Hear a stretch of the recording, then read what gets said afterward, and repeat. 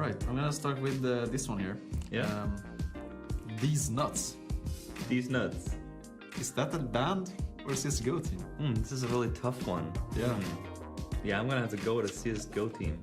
That's completely wrong. Really? That's a band. That's a band. Yep. These nuts. Yeah. They're for sure gamers though. That's for sure. Oh, that's tricky. Fox Academy. Fox Academy. I mean, that gotta be a CSGO team, no? Did you find out? I don't know any other brand that's called Academy, so yeah, I'm gonna go with CSGO. Well, there was a band. Really? I straight throw you a shady one. Nothing but thieves. This is what you. Other thieves. No, nothing but thieves. This is bad. Really? Nothing, yeah. You know this one? No, of course.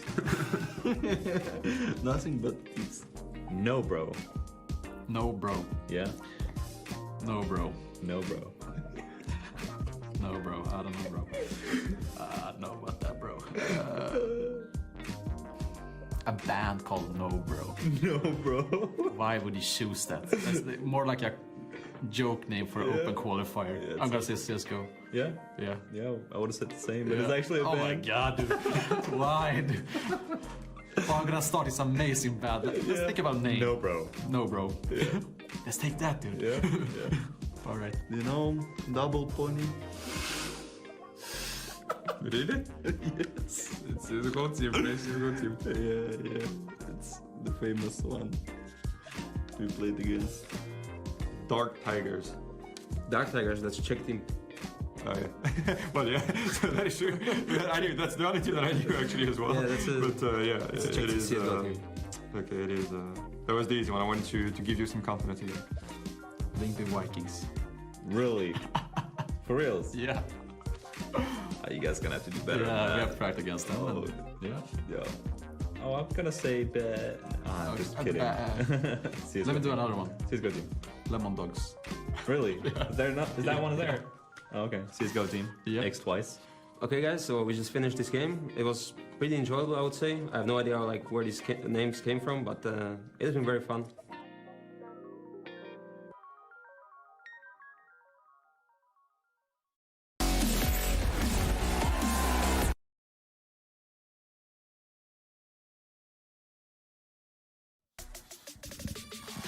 Well, what do you know? All right, ready, set, and go we will. Right off into this NIP versus LFO opener for our Group A. It's not really like an opener, so to say. For some, it's more like a closer. Really, NIP get to close in on the playoffs, and then LFO get to close in on experience, and Yanko. Yeah, they get close in on that too. It's just a long flight, man. But also, you were talking about this yesterday, with LFO having to kind of do this all on their own, there's got to be a different level of appreciation for it. Definitely, it's like a massive respect to those guys and every single one of them. I happen to know Apox just from Azers, you know, because they're really close friends, and I know about them. And them flying in and financing all of these things, they're just, it's just so good to see, because they're trying to accomplish something. It tells you how hungry they are to achieve some success, right? I mean, we were there having to pay for our own first international trip, paying for the trip, paying for the entrance fee and whatnot, tickets and just to be able to have a chance to compete, right? And you have to start from somewhere. Look where we are now. Niko is really good, and we're all retired. Shut it down. Shout out to the iNation homies one time. Now, of course, iNation not in attendance here at Pro League's 15th season. Yet. I reckon that there is a chance in some way, shape, Season or form. 25, Trace. Remember my words. Okay. We will note that down. We'll write that down. Also, we'll write that down next to the things necessary for NIP to yet again secure top 1 in the playoffs. So, Kassad, we'll try an easier graph for you. What does this say? NIP wins, NIP top 1. Nice. Get it right? Okay, what about this one, Kassad? Curveball. Well, this is the results from last 4 Pro League seasons. Am I doing this right? So far, you are reading. That's 13, correct. third and 4, 14th. They were the 5th to 8, and then the first the Yanko can do them.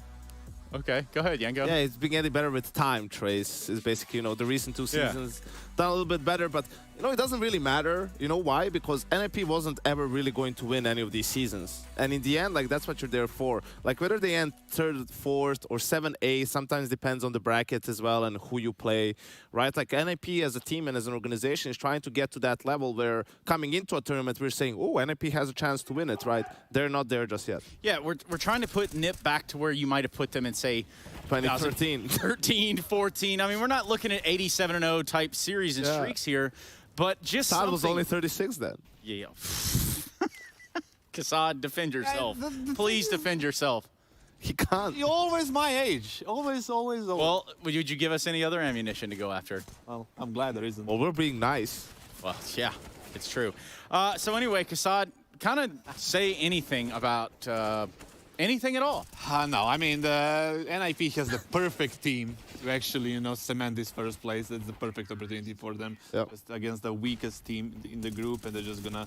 I believe that by any logic today, it's gonna be a swift 2-0. Yeah, it should be just a routine game for NIP. The thing is, like, I want to see if they maybe want to, you know, pick some other map just to, you know, mess with other teams in the future, just to show that they can play some other maps too, instead of like the normal picks. Yeah, it's a chance. Like, they could do it, but I also think, you know, if I was that other team in the future and I see it it's against LFO, I would be like, yeah, they just let it through against that team. They're not going to do the same against us, you know? That team. Now, there's a team from a way, way long time Shout out ago. to Flamey one time. Shout out Flamey one time. Also, Player. yeah, also... watching this stream now. No, but he's not playing the grand final. Okay. Jesus Christ. All right, Kassad, look, I don't know what else you've got to add to the situation here. Yanko, I barely know what we're adding to the situation here. But I know that Hampus would definitely have some words to exchange or moreover give to us prior to getting into this game. Hey everybody, right now I'm joined with Hampus for a short pre-game interview. Hampus, can you please tell me, what do you think about your group? Because right now you're performing really, really good. Like, what are your ambitions?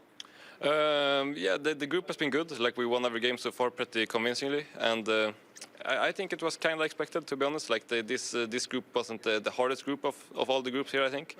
And we had the goal just to qualify top 3 to go to the playoffs. But now, if we win today, I think we can go to the quarterfinals since G2 lost yesterday. So that's very nice. But yeah, I think that the group is good overall. Like, it's fun to see, like, these guys we're playing now, the LFO guys, just having some 5 guys from Australia come. Like, yeah, it's super nice to see, you know, new faces and all this. So it's nice. It's nice. But you'll still keep on try-harding, even though you already guaranteed yourself a spot in play. Yeah, of course. So if we win this game, we go to quarterfinal instead of before the quarterfinal. So yeah, we will do everything we can to win this game and smash Ben and the boys. Smash Ben and the boys. Well, I already got to talk basically to all of your teammates about your T side, but I want to know your opinion because you are the IGL of the team. How did you manage to improve your T side, and how do you feel about it right now? I don't know really, to be honest, what happened. Like, we got the DGL, so now instead of just having Threat working behind us, we have Threat and DGL doing it. So they work good together, and then I chip in with some things. But I think mainly it's just like Daniel has got us like more structured on the T sides, and then yeah, I think it's a mix of just Daniel and Threat working together, I think. Mm-hmm. Well, besides improving your T side, we also noticed that Plopsky kind of started performing way better. Did he change his routine? I don't know really what happened to him. Like I think he just I don't know really. Like, he had a rough period, but like even before I joined NIP, he was super good. So he knew he can do it. He just had some off time, and now he's back on track. Mm-hmm. Awesome. Then good luck in your upcoming series. Thank you. So yeah, Plopsky, big talking point. I just love my job, man. It's like you're standing here supposed to like kind of explain to people why is NIP playing better, and then you have the in-game, and it's like, well, I don't know. I don't know. What about They're just working together. It's a bit better. Plopsky, he was good before I joined. He had an off period, a year and a half of an off period. Now he's back on track. It's like good, man. Yeah. It's all part of the plan. It's all part of the big picture. It's all working out. So don't ask any questions. Yeah, just let us play. Just, and rightfully so. Don't jinx it. You guys, very possible to. I would like to see you do the dance that you just did now. Nah, man, I'm not doing the Gangnam Style thing up here. It's not gonna. It's not really. Anyway, you couldn't prove that either. Give me the map vetoes. I think that's where we're going with this one now. We started to talk about the best of 3, so we need to know what maps, what digital battlegrounds we're gonna find ourselves on, guys. Is there a crossover here that favors LFO in any way? They won one map, which is us 2, and they're not gonna get that one. So good luck. Yeah. Yep, and there you go. Kassad, the Oracle, they even call him sometimes. Let's see, NIP. I mean, LFO went for Nuke. Yeah, Nuke is another one that you can try against NIP. Really, Hampus, who's giving the interview, is the focal player there for NIP. Really annoying, playing that outside position. And yeah, NIP going with Overpass, Ancient as the third. Again, we had the same talking point yesterday when LFO played the Tropic, that these more like custom amps like Overpass, Ancient, that's always going to be much better. I wonder if against it's like those a lower half tier and teams. half punish and comfort pick for NIP. It probably is. Yeah, I think it probably is. And also what you were saying, like they're not going to let Dust 2 through and play it, but they might try to get a little bit more Overpass, you know. Ancient. Yeah, well, for NIP, we talked about that Ancient pick, how it used to be one they could hold in their pocket, but here it doesn't seem like they have to hold much back, Kassad. Yesterday, Ancient for LFO was kind of, you know, weird to look at, right? They had some chances against Entropic. The only thing they didn't kind of do is on this like key rounds. They keep repeating. They were losing to Pistols. Yeah, they didn't go for a timeout to kind of consolidate their defense a little bit. I hope Ben rewatched the VOD and listen to your advice, and he's going to take a couple of timeouts. If they end up in the Son, same situation. listen to me, or next time you're going to swim to Europe. Wow, that's a long-ass swim. I got to tell you, that is not somewhere I'm trying to swim to, but maybe I don't know how Nemo. to swim, so Yeah, well, you're sinking regardless, so I guess it doesn't quite matter. Thank you, Kassad. Thank you, Yanko. And, of course, thank you all for watching us. We're ready to continue ESL's 15th season Pro League with the Ninjas in Pajamas taking on LFO. We're starting on Nuke. So, without any further ado, let's go. Thank you very much, fellas. Good morning, good afternoon. Ninjas in Pajamas are going to look to top the group. The boys have set the scene. And the boys from Oz, from down under, hopefully not going for a swim just yet. Looking for Org, opting for a lot of util to start off their T campaign. T-side Nuke start. And we are seeing Licky set him up with some flashes for a top pop. Straight out hot here. Uh-oh, perfect weapon for the job. Blocky, catches it on the Glock. Even trades. If they can just force Vozy or Hampus out of main, there's space for a plant. Licky can try and get that smoke down. Is it main? Is it heaven? Oh, he's being pushed now. Problems dropping. Fozy's still not dead. Kit's in the sight. Rez takes one down on the floor. It's still a 2-on-2. Still a smoke and a flash here for Licky. Don't know how he's going to use this late. Problems, they need to take the fights. It's being diffused. Oh no, it's being diffused. Lads, it's being diffused, and under their nose, the diffuse comes in. The Kit on the floor. And so is the majority of the team. Okay, well, we had the 1xBet odds at the top of the screen there, and quite clearly NIP being favourites in this one, right? LFO, we've spoken about it time and time again. For them, there's not a whole lot expected, right? There wasn't a whole lot expected of them coming on in. We know the circumstances. Learning is the name of the game for them. But there's certain things that they need to work on, and some of the bits and bobs. We even had Hampus here watching their game yesterday. It's just the lack of confidence in certain situations, and that was another one. Yeah. 2 players corralled by 1 main guy while the bomb was already being tapped. You know, a bit of confidence needed to win that round. Take some confidence to get that bomb down and opt to go all in, hoping up against the M4s that they can best it with just the single, or rather double Galil. Now, already down secret stairs. What's your take on this, Chad? Look, already got a rotator lower here. They're hearing this. It's very, very noisy. Rez is in a great spot. Power position. He can fight everywhere, and out the door they swing. 1 dead, 2. Well, bombs dropped, and 3 looking good as more damage done. Oh, Rez is going to have a field day today, isn't he?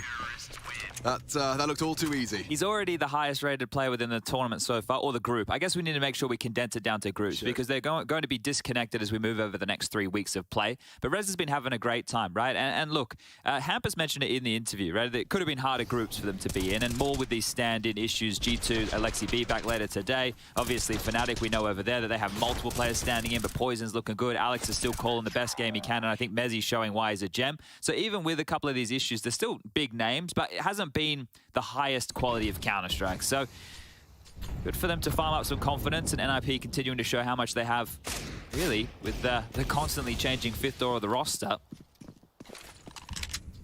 Back down to the pistols here. LFO blanked on round number 2 with the force buy. The Deagles are out. There's a P250 in the hands of Savage, a Tech 9 for Hazard, but no util. So in rounds like this, you are hoping that a CT overpeaks, and you can actually do the damage the other way. Hampus gets the opening. Licky will just have to sit and watch. Yeah, Hampus is a real problem for many a team in his yard holds. He's had multiple games where we've just been so impressed. I've watched him gracefully find and pip gaps in Navi smoke walls on nukes. Yeah.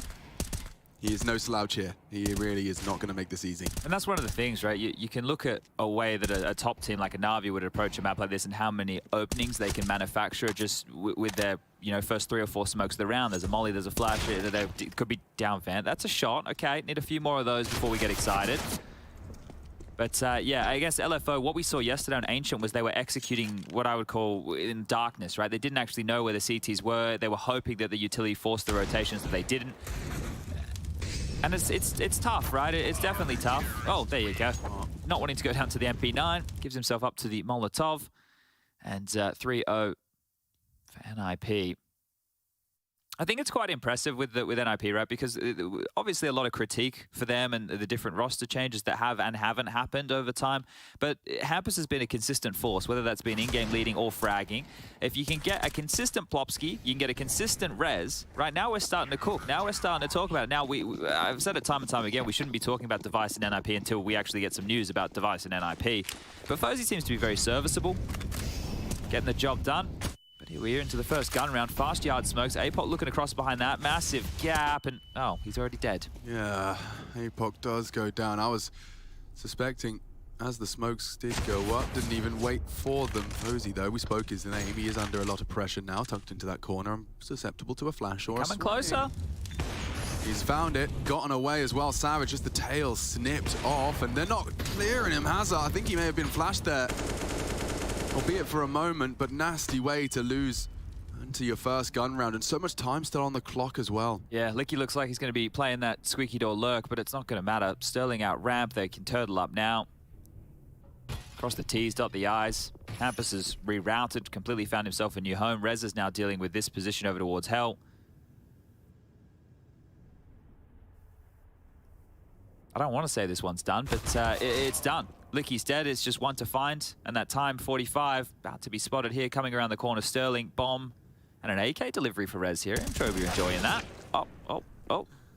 How dare you. A little bit too early there. Yeah, the AK, though, I'm sure is going to be a hot prospect for whomever can get their grubby mitts on it, descending the ladder now and scooping it up. So call it 4-0, CT's off to the flying start, and yeah, you can see that the boys so far from looking for Org, just in a bit of an absence of kills as well.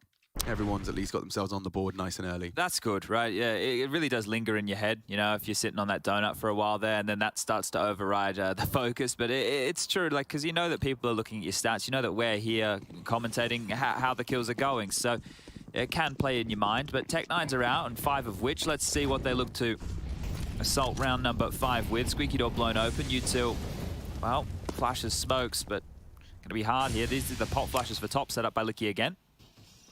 Savage with main smoke. Okay, makes sense. Throw the Tech9s in. Not clearing your rafters, and Plopsky does not hesitate to mow down 3. Licky, at least, with his Tech9 and a headshot into Plopsky, stops it from completely concluding, but a little vent drop smoke, or at least to suggest that's a possibility, obscures the view of Rez, and he confirms he doesn't have a clue. Smoke's still up for another 10 seconds. If he was to try and maneuver, it would be now. Bomb lost top side, so Licky's objective kind of decided for him to post it up on this line, and that's the perfect weapon for the job. Okay, we did this yesterday. It was the final round of the first half on Dust 2, and then they won the round. Well, we didn't commentate for an entire round, and they won it. Yeah. To get a 12-3 half on the way out the door.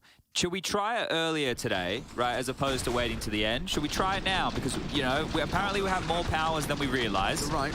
Okay, and all we have to do is shut our mouths. And that's something I'm good at. We do get paid by the word, guys, so understand we're making a massive sacrifice here. Okay, well, let's see how this shapes up. Round 6, everybody.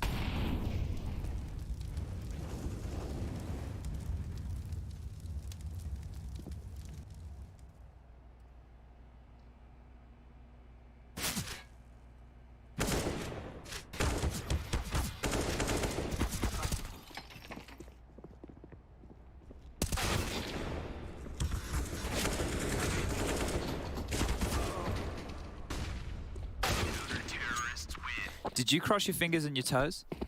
I promise I did. Okay, well... I will say that was actually quite...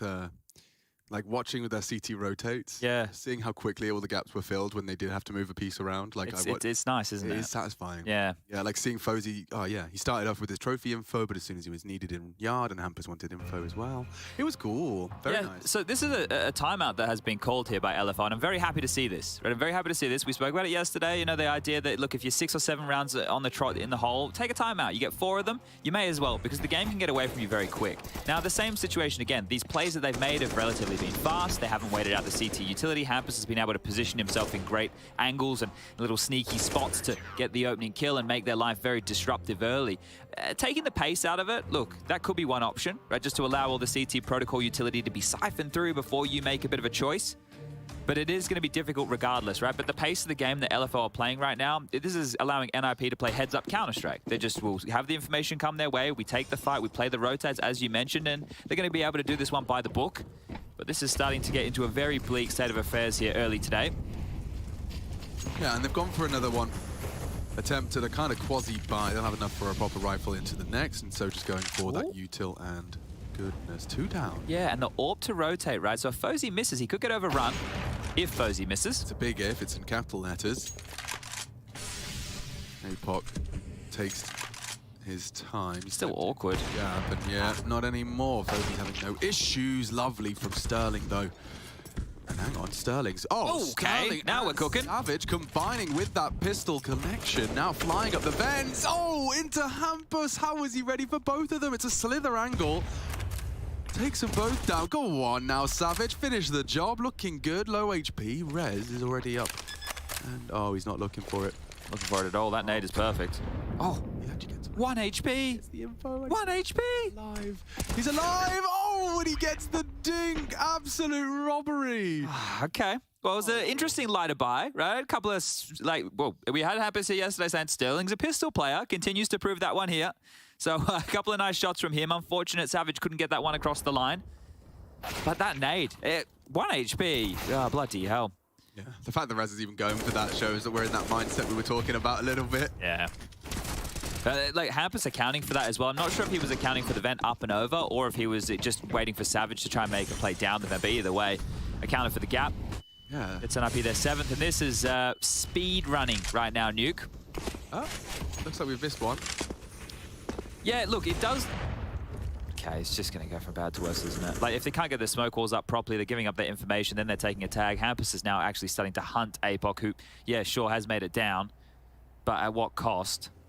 And this is how Nuke can feel at times. Just shot in the backside. APOC now watches as his team with their knives out, walking back to yard, back where it all started. I think this is sometimes important to have games like this because I think sometimes the spectrum by which the game is played can be easy to kind of just disregard. But when you get to see NIP here, there's just no gaps for them. And LFO don't yet seem to have a refined theory as to how to break through. Yeah, look, with the pace they're trying to take the space, there's so many things that you need to condition them for. Like, first of all, the smoke wall needs to go down properly. But then second of all, like, okay, maybe you needed to play a top silo so Hampus couldn't creep down behind APOC, right? Was there a need to have everybody in lobby while APOC was taking that space? It's just the little details here, but they are just going to get peeled apart. There's going to be... I don't want to say this is going to be a 16-0 because obviously we have a lot more rounds of Counter-Strike, but we're going to trend to a single-digit smashing for LFO, right? Like, as much as we want to paint a picture that they can be learning, it's hard to take a lot out of a 16-0 loss. Like, it's also hard to take a lot out of a 16-14 loss where you lost a couple clutches and you go, but like a 16-0, this game, right, it goes so quick. When you're losing like this, they probably feel like they've been in the server for 2 minutes. Yeah, well, yeah, for sure. And that look, I know that feeling better than most. I've been 16-0'd a couple of times in my career, and it really does suck, but you feel helpless. It goes away from you. We had one timeout from them. It's not like they've just taken this all on the chin and... Oh! That's the way to go. Keeping it light. Hampus quite the opposite, and a stylish self-nade. He's actually done some work for LFO there. Oopsie daisies. Well, this is where they look the most threatening so far, is with the pistols in their hands, and Sterling's still up. So let's see if that $700 hand cannon can fight ahead. You say you can't, learn much from a 16-0. But as we've presented, this is obviously this journey. Ideally, would be and trip to Pro League would be a learning experience. Could they learn through? I mean, it's not any different from watching just an NIP demo against Navi, is it? It's not like watching this demo and learning from the CT rotations and maybe you just steal someone's role. I don't know. So those are lessons you could have found in a demo from HLTV. But that's the thing, right? So there's everybody can sit and watch a Navi demo, and if everybody wants to put enough time in, they can do Perfecto smokes, they can do electronics pathing, they can where do he's standing. Yes, but you can mirror it based off of what you see him do. But the understanding of why, that's the difference, right? That's the theory of Counter-Strike. And it's one thing to watch something and mimic it. It's another thing to actually be able to comprehend it, because on the fly things are changing, right? We don't actually know what the call was from Boomage. We don't have that information. We just see what they do, right? We don't understand, okay, is this something that they've prepped for this team specifically? Is there certain flight paths that they take that are different? Do they have tendencies that they're going up against? What's the understanding is the team as an organism if they see this smoke, this molly, this flash? So there's all of those details there that are the unknown. So that's what you have to experience. But you can base and you can theory craft, but you'll never truly understand unless you get to sit them down and pick their brain. But yeah, now I'm starting to take a couple of liberties here, right? Deep Molotov over towards the hut position, actually going to take a lot of space here as Plopsky. And we mentioned this very thing to Hampus yesterday. When you're up against a team that you feel more confident against, you know, does it start to happen? Is there a gear? Is there a call? Or do players just start taking more audacious plays? Well, Hampus up and over to audacious as he goes on down. APOC will find them an opening and some space. So this is looking better. Yeah, and if he stays, if he just lives, Fozy's going to have to be very paranoid. Clearing. Oh, Savage caught out. Plopsky just catches the timing. Well, Fozy's aware. Yeah, he's certainly aware. And if anyone could just draw the crosshair away, damn, APOC gets away with that one. And through the lip of the wall there, isn't it? Yeah, this attack's got him booked. Big one from Hazard. Hazard gets two. Gives us a bit of a round here. Sterling partners up with him, and they have got time. Rez responsible for top side. Oh, that looked... It's precise, isn't it? Very precise. I think his nose is on the monitor. Sterling. Oh, not easy with the bait and switch. They are doing it all, and it looks so easy. It's just like breathing for an NIP.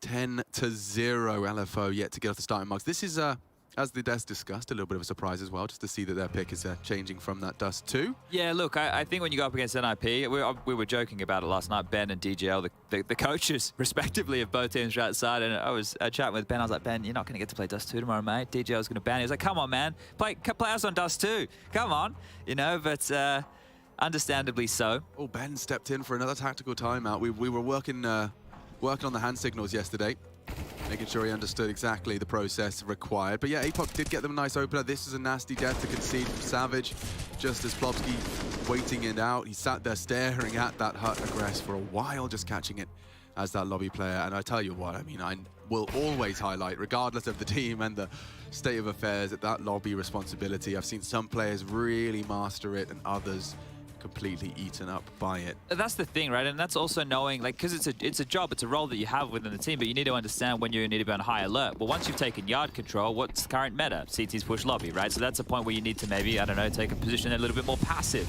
or be wary of how you can get on out of dodge, have an extra teammate or two. Right. Just all of these details here, but we're going for a top pop again. Here's the util. Maybe Plopsky not hitting his first few, just stand and go down for one. Hampus 16 frags and counting, straight bullets into main, but Hampus still going to push through the smoke. Oh, this is big. Yeah, this is real big. They're not going to be expecting this, hidden from the cursory glances, and he could be a late arrival. For with a rifle, I mean, you can see Hazard's managed to grab one. Fuzi's going to try and draw attention. Nicky, oh, he was ready. All right, chance now, real chance now. This is the closest they've come. Bomb half gone. Licky, known. S attack low. Licky, another on the Tech 9. Go on, finish the job.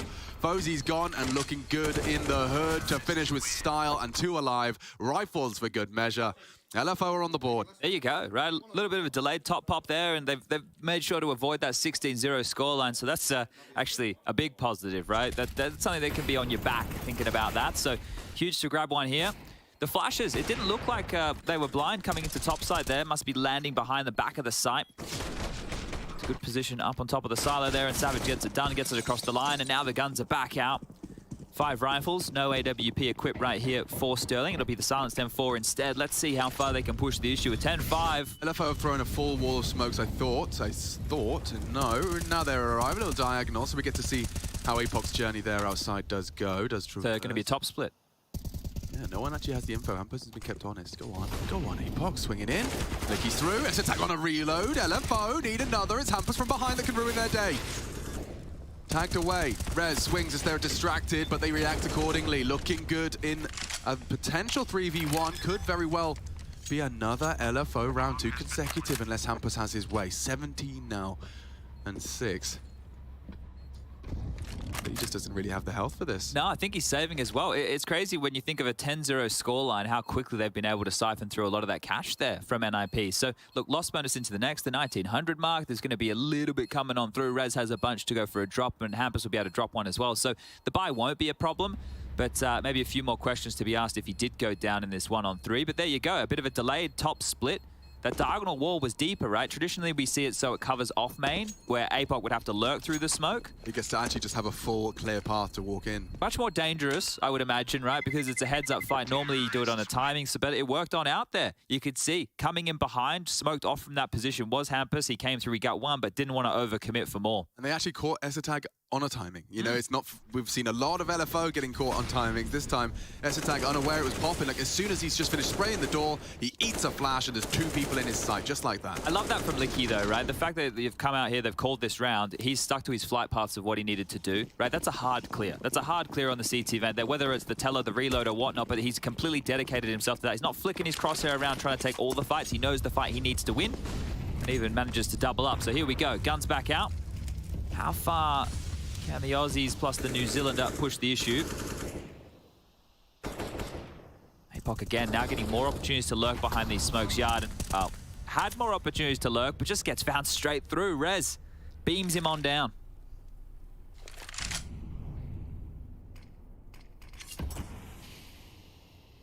Now, typically, you would see 4v5 disadvantage, see those troops start to congregate towards maybe ramp or back towards another wall of smokes or towards the lobby for a top and pop. It does look like you're going to go yard. Licky's been hanging out there for this, and they do have, I'm counting, 2 smokes, so we'll see what ends up here.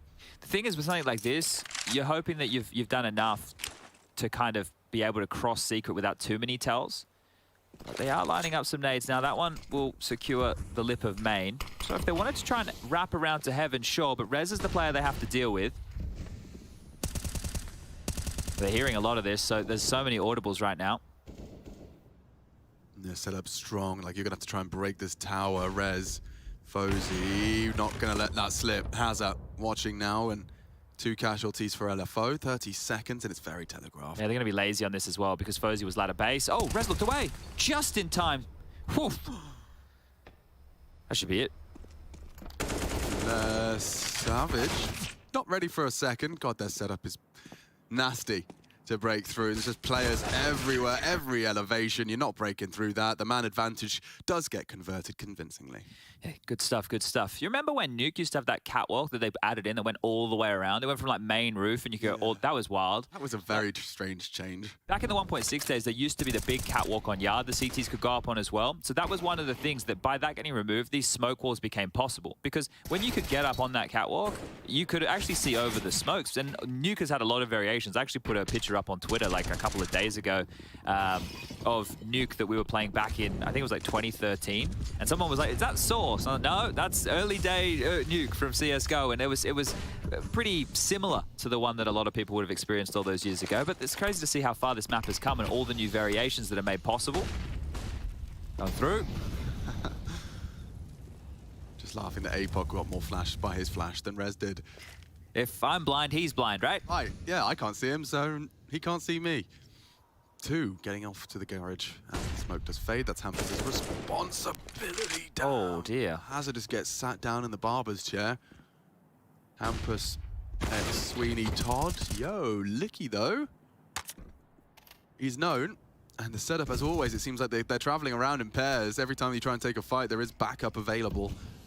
This angle, too easy for Plopsky. He is just a thing dynamic for the Ninjas. Licky, though, is individually capable of winning out these duels in these head-to-heads. He baits the orb shot. He is going to get swung on from heaven to put 12 on the board. LFO, yeah, as we discussed, not much to learn in a 16-0, but it could be something to learn if we get themselves a 12-3 and a 1 pistol. It's starting to look a little bit better, right? They're getting a bit more space now. The smoke walls are actually landing as they should, not being disrupted.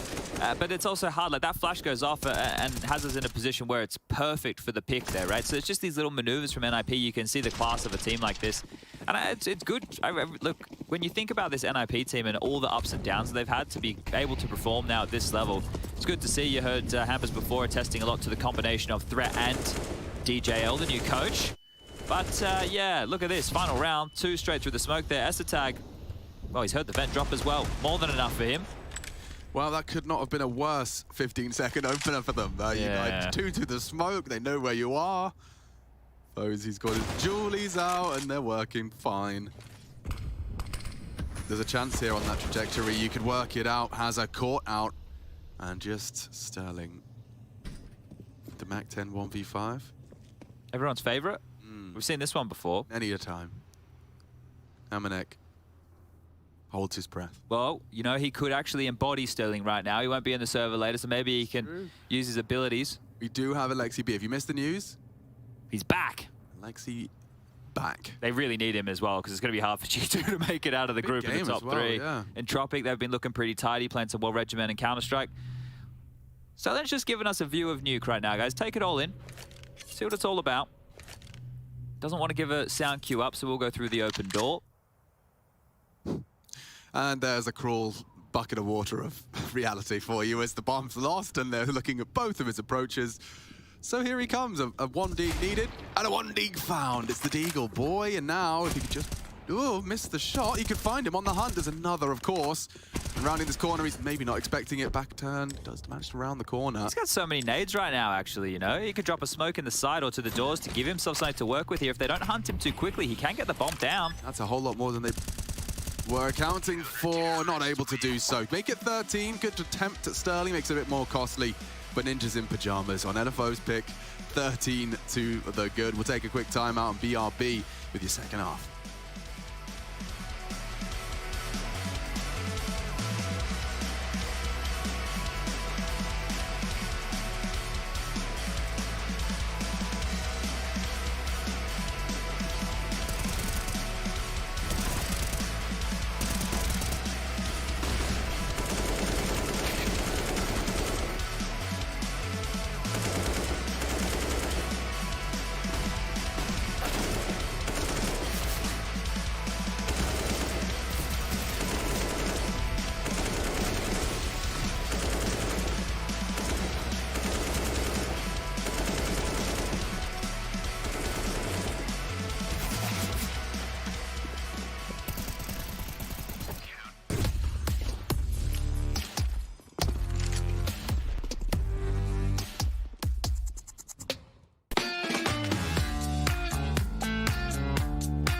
Hey Future Pros!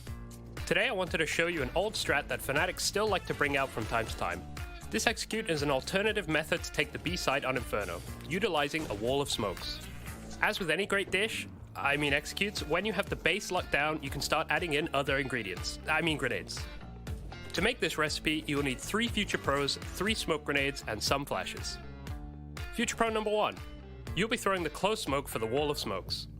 To throw the smoke, line up with the edge of this wall. Place your crosshair above the middle of the tree and right in the center of these 2 sets of wires. Then simply toss the smoke. Future Pro number 2. You'll be throwing the other smoke to complete the wall. To throw your smoke, get into this corner. Find this slight dip in the trees and aim ever so slightly above it. Then toss the smoke. Future Pro number 3. You'll be throwing the deep CT smoke along with a flash. To throw your smoke, get into the corner next to these barrels. Find the 3rd wooden strut and place your crosshair in the dip above the tiles. Then toss your smoke. To throw your flash, it isn't really a lineup, just lob it over the roof and pop it above the smokes. This should blind anyone on the site and also a player in CT. Now you have all the ingredients in place, it's time to think about your approach. The idea behind this strat is to cut off any site players and isolate the counter-terrorist player in CT spawn. Killing the CT player shouldn't be tough, unless you're playing against Scream. You can then wrap through ruins and split the site from 2 points. If you have the bomb, you might be able to get it down while the smoke's still up. JW is struggling a bit here, but I'm sure you guys can do it. Like with any great dish, feel free to add your own spices. Want to double nade CT as you push? Go for it. Want to throw a metric heck ton of flashes over the site? You can do that too. After all, you are the cool cat of your very own strat. And as always, enjoy.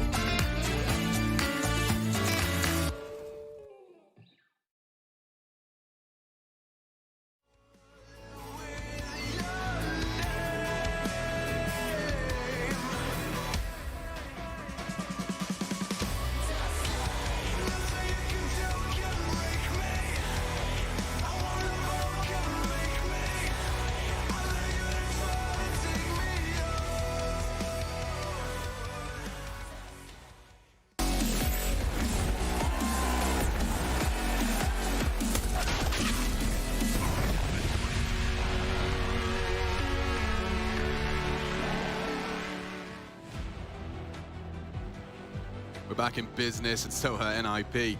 Looking to top the group. They can secure themselves top 3 with a victory today, and it looks like it is certainly on or in the cards, by however which you prefer. Either or. We don't mind around here. You can do either. You've been accepting of what's around the corner.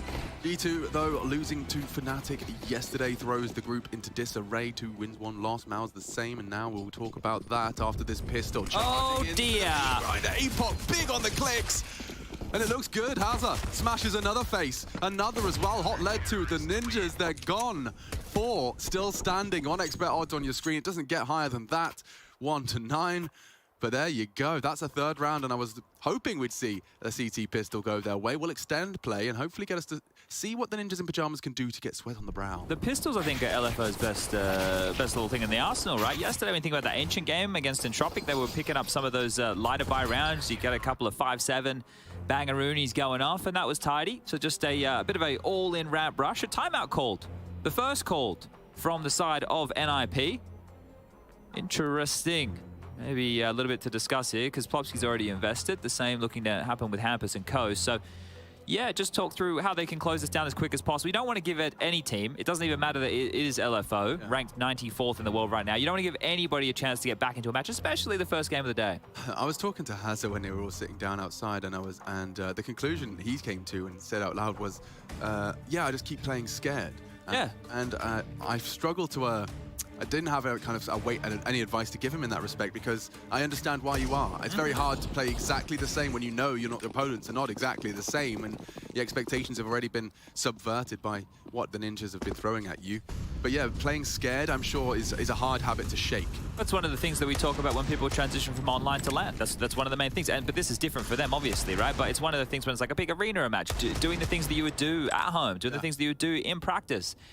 Whereas in this situation, you don't want to mess up. You don't want to be the reason that you're going to lose the round, right? So you can understand why they're feeling that level of pressure. Let's see if they can withstand it, because they are coming his way. Famus on the box. Hazard, there's the first. He's not scared, stands and sticks around, wasn't ready for the second flash. He's going to get caught here. And that, perhaps, is the difference. In Australia, they only throw 1. Well, that's the thing, right? It didn't even look like he was fully blind there. Obviously, we don't have exactly what just went on down, but there you go, trading back and forth. 2 rifles can be scooped up now. This is not the kind of round they can afford to lose. A second round force, this is where those experienced Ninjas are going to really make it hurt, tighten the thumb screws. Oh, Rez has such a powerful position here. Ruiner. I don't even know if they clear this. Oh, he's trying to clear his deep corner. He gets the effect to dance. Oh, Rez misses. That's a chance. Punishes. We do need to see them start to close the gap. Licky has a kit here. It's all on Licky. Can't lose it here in the corridors. Bomb is half ticked already. Safe assumption by the double doors. Licky's getting run down. They need help. Need help. Kit on the floor. No time for this now unless you go for a 10-seconder. Savage. Oh, bodyguard. He's giving it a go. 5 seconds left on this Fozy. He's not going to defend. He's not. 3. Oh. 1. Savage. Yes. LFO just about pull that one out of the hat. It got very sketchy. And NIP, I mean, considering how we've seen LFO's second rounds go, give them a tutorial as to how to make them costly. Yeah, so Hazard does a great job getting one here, but maybe a bit of the conversation he was having with you playing in, because, like, yeah, you can drop and fall, or you can hang around for a little bit too long and get caught. So, look, this is the thing, that you can't have any indecision in these moments either. If you're going to commit to the fight, you commit to the fight. He didn't have an opportunity to shoot back because he decided to tuck tail. And this here, Rez, look, he had a powerful position, but unable to convert right there. Great little bodyguarding from Savage as well. down to just a bit of a partial investment here from NIP. Not going to use all their pennies, but almost lose all their health on Hampus, who is down to 10, gets across, 4 players under now. See how their rotates are, Chad. Hazard's down here. I want to rotate rank out of A to Z. He's got Sterling close by 2. He's called for the aid, and it's hit on time and in good form. Yes, indeed. Sterling takes 4 in quick succession. And only Esatag, who did not quite descend. He's hanging out in the yard with his P250. Hey, guys. I am sorry, Esatag here. Didn't get the memo. Wait, you said rush down secret straight away? I thought you said yeah. You got a bit of a lesson yesterday, didn't you, by the way? What's that? Because Ben was saying he's a bit of an AFL guy, which is Aussie rules football. That's right, You learned what a specky was. Yeah, well, because of my very limited experience of AFL is seeing these crazy clips of dudes mantling on another man's shoulders. Yeah. And that's a specky. That's a specky. Does that mean we can have speckies in Counter-Strike? Is that Yeah, like we a could Goomba? use it. No, it's like no. Well, a Goomba's a kill. You're not really killing the guy you mark. It's you're getting that, like it's a big thing to achieve. A specky. It's like jumping over a dude's head as you dunk in basketball. Yeah. You kind of you're flexing on them as you're beating them. I think we also like it's a screamer as well. It's used in a good one, like not as a negative one. So that comes into it. But I forget that I am Australian until there's other Australians around, and then the twang comes back a little bit. I hear it in my own head. It's wild. But NIP, the guns are out. Let's see. Squeaky door blown open. Deep nade from APOC. They're gonna be completely shy of the mark. I thought some damage was destined, so avoided Hampus and Rez. And see, this is late. They're doing the smoke wall late. Part of my is he playing scared line of questioning. It's good to see Hazard not only get overrun on ramp, but then proceed to push through and set up aggressively trophy. It's going to be very powerful here to mid to late round if they don't come his direction. Looks like they're setting up a top split here. Licky's responsible with just an MP9. They will just do the jiggle smoke defense. This is a good angle. Oh, APOC given a freebie. Won't be ready for Rez. Silently tracking him. Rez can do a lot here. APOC's just going to assume it's clear. It's been too quiet. Hazard! Oh, and the frags keep coming. LFO picked apart now. Yeah, this is very difficult. Needs one back. It gets it. Okay, good stuff from Sterling. Scampering ramp. Last 3 NIP members is Sterling going to pick again. He can't now. Denied by the molly. Okay, vent rotate is available. The MP9's lower. That's the problem here. Licky, what can you get done, my friend? On. Nothing is the answer. Plopsky having fun today. He's been looking sharp, hasn't he? Been hitting some good first bullet accuracy right there. It's good to see Plopsky back in this form. Always had a fun story, didn't he, Plopsky? He was one of the guys we saw come through at, was it DreamHack Masters Malmo? Yeah, and the whole story of how he was there a couple years earlier watching NIP. Not only that, it was the one where NIP won, you know, like the whole crowd chanting ninjas in pajamas, Forest wins in Sweden, everyone's loving life. And that was, that was, I think, enough to prove to his parents that this was a fair objective to have. Yeah, well, look, you can obviously see how this support of the younger generation is coming on through. Ben's a prime example. I know we're talking about him a lot, but there's a couple of other parents down there in Australia who are the same. I know Inz's mum is very involved. Yeah, it's great. And I mean, I think what we learned was that, you know, you take them to an event and then they see just what's going on. Yeah. I think, Ben was telling us about his visit to the Kudos Bank Arena. And he went to all 3 in a row. All of the IEMs, and he's like, yeah, okay, yeah, no, son, this is legit. This is legit. This is not just weird men on the internet. Yeah. This is, I mean, in his mind, this is a sport.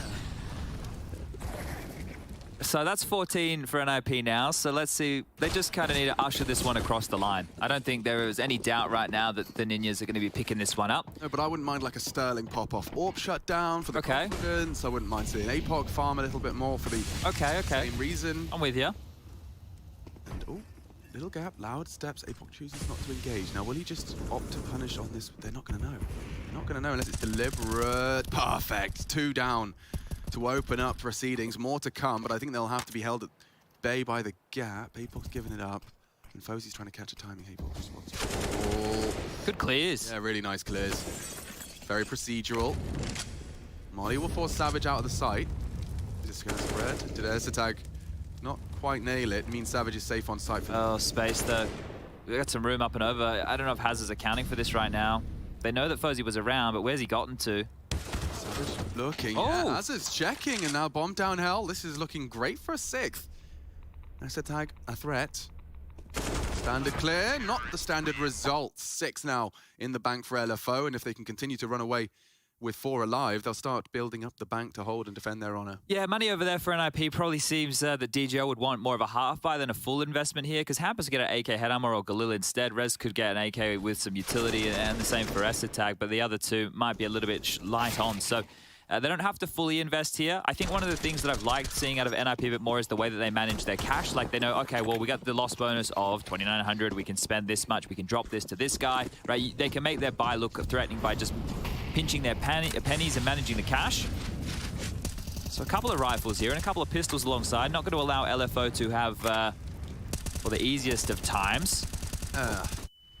Licky could not be more dead. Oh, the bodyguard. Savage has done enough. It means Licky's at least back to put his name in the feed as well. Plopsky tucked in. And Fozy, half health. Licky, this favors you. The barrel bait's not going to last forever. Somehow he's still alive. And Fozy can reposition, but he's lost his teammate in the process. Sterling shuts down Hampus' adventure outside, and there you have it. A bigger test. NIP do go down and then make it costly. 2 bodies dropped. Some rebuys forced. But yeah, this is going to become a respectable scoreline here, Chad.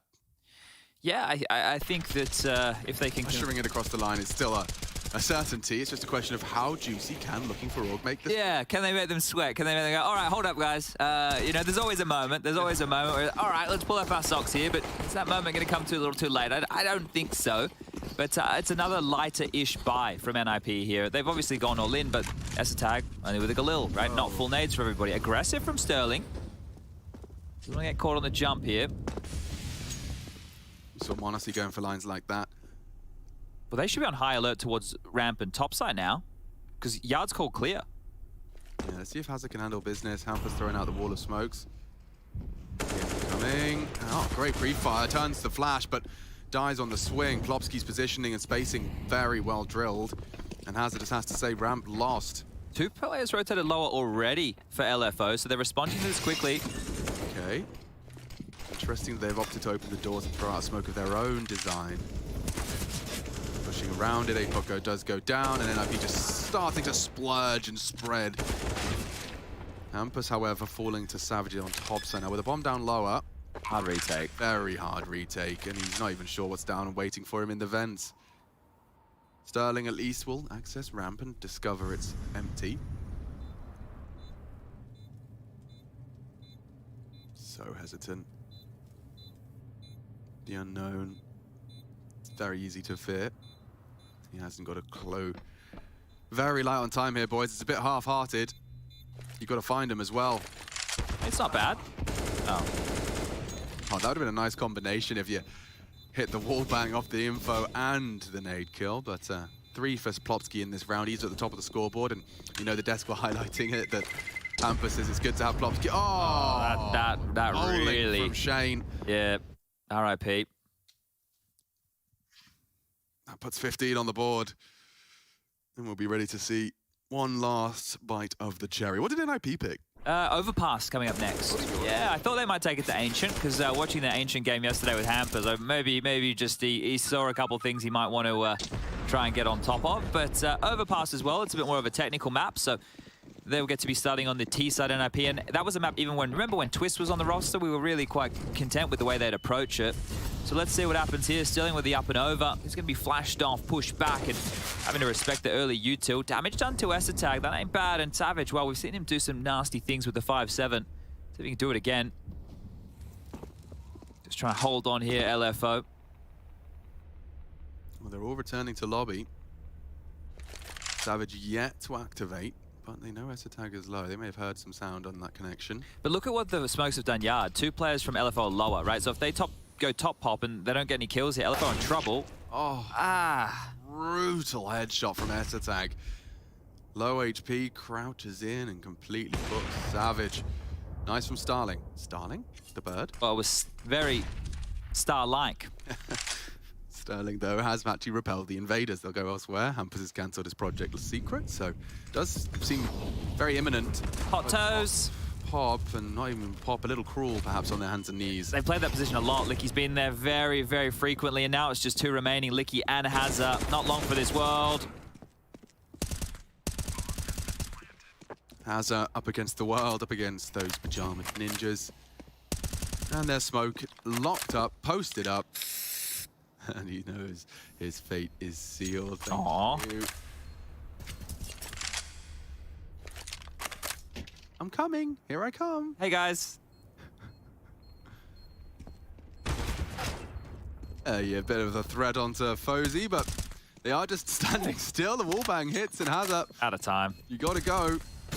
May as well throw yourself into Plopski's crosshairs. Make that, what is that grand total from Plopski? Does do a good haul, 24 for him. Hampus as well, having a lot of fun with it.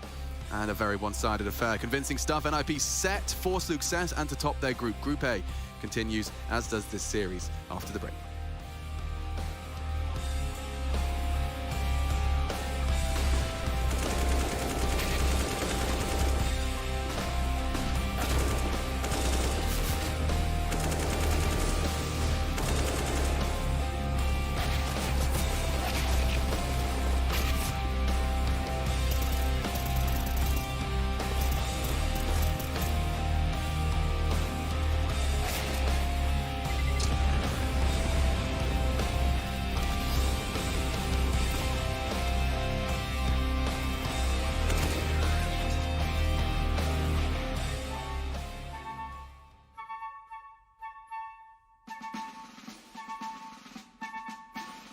Oh, I see one up there at this house. I'm just gonna go on the right side. Yep, on the right side, trying to go in.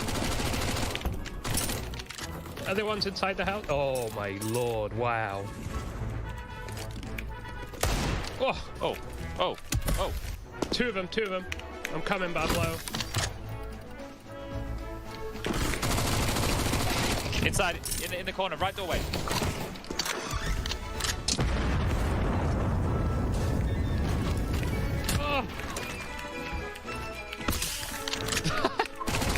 On the left side. No! I'm reloading! They're dead. And there's a fella towards gas station. He's gone inside Terry. The one in the gas station is probably gone inside as well. Okay. There's two at Gassy. They're not on the same team either. I'm gonna dome. Hopefully there's people there. Well, hopefully I saw. There was a guy close. He spotted you. At this house.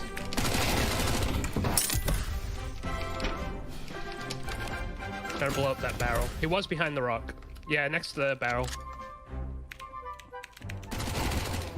Just looking at me. A little bit of a surf going there. Under the patio, just here. We're on close to that ping.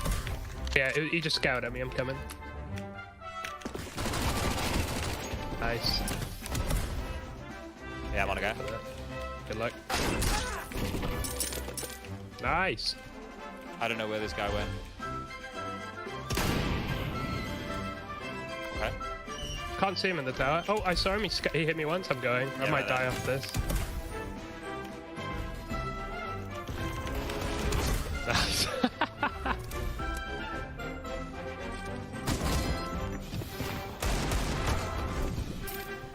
Congratulations on your That was a cool dive.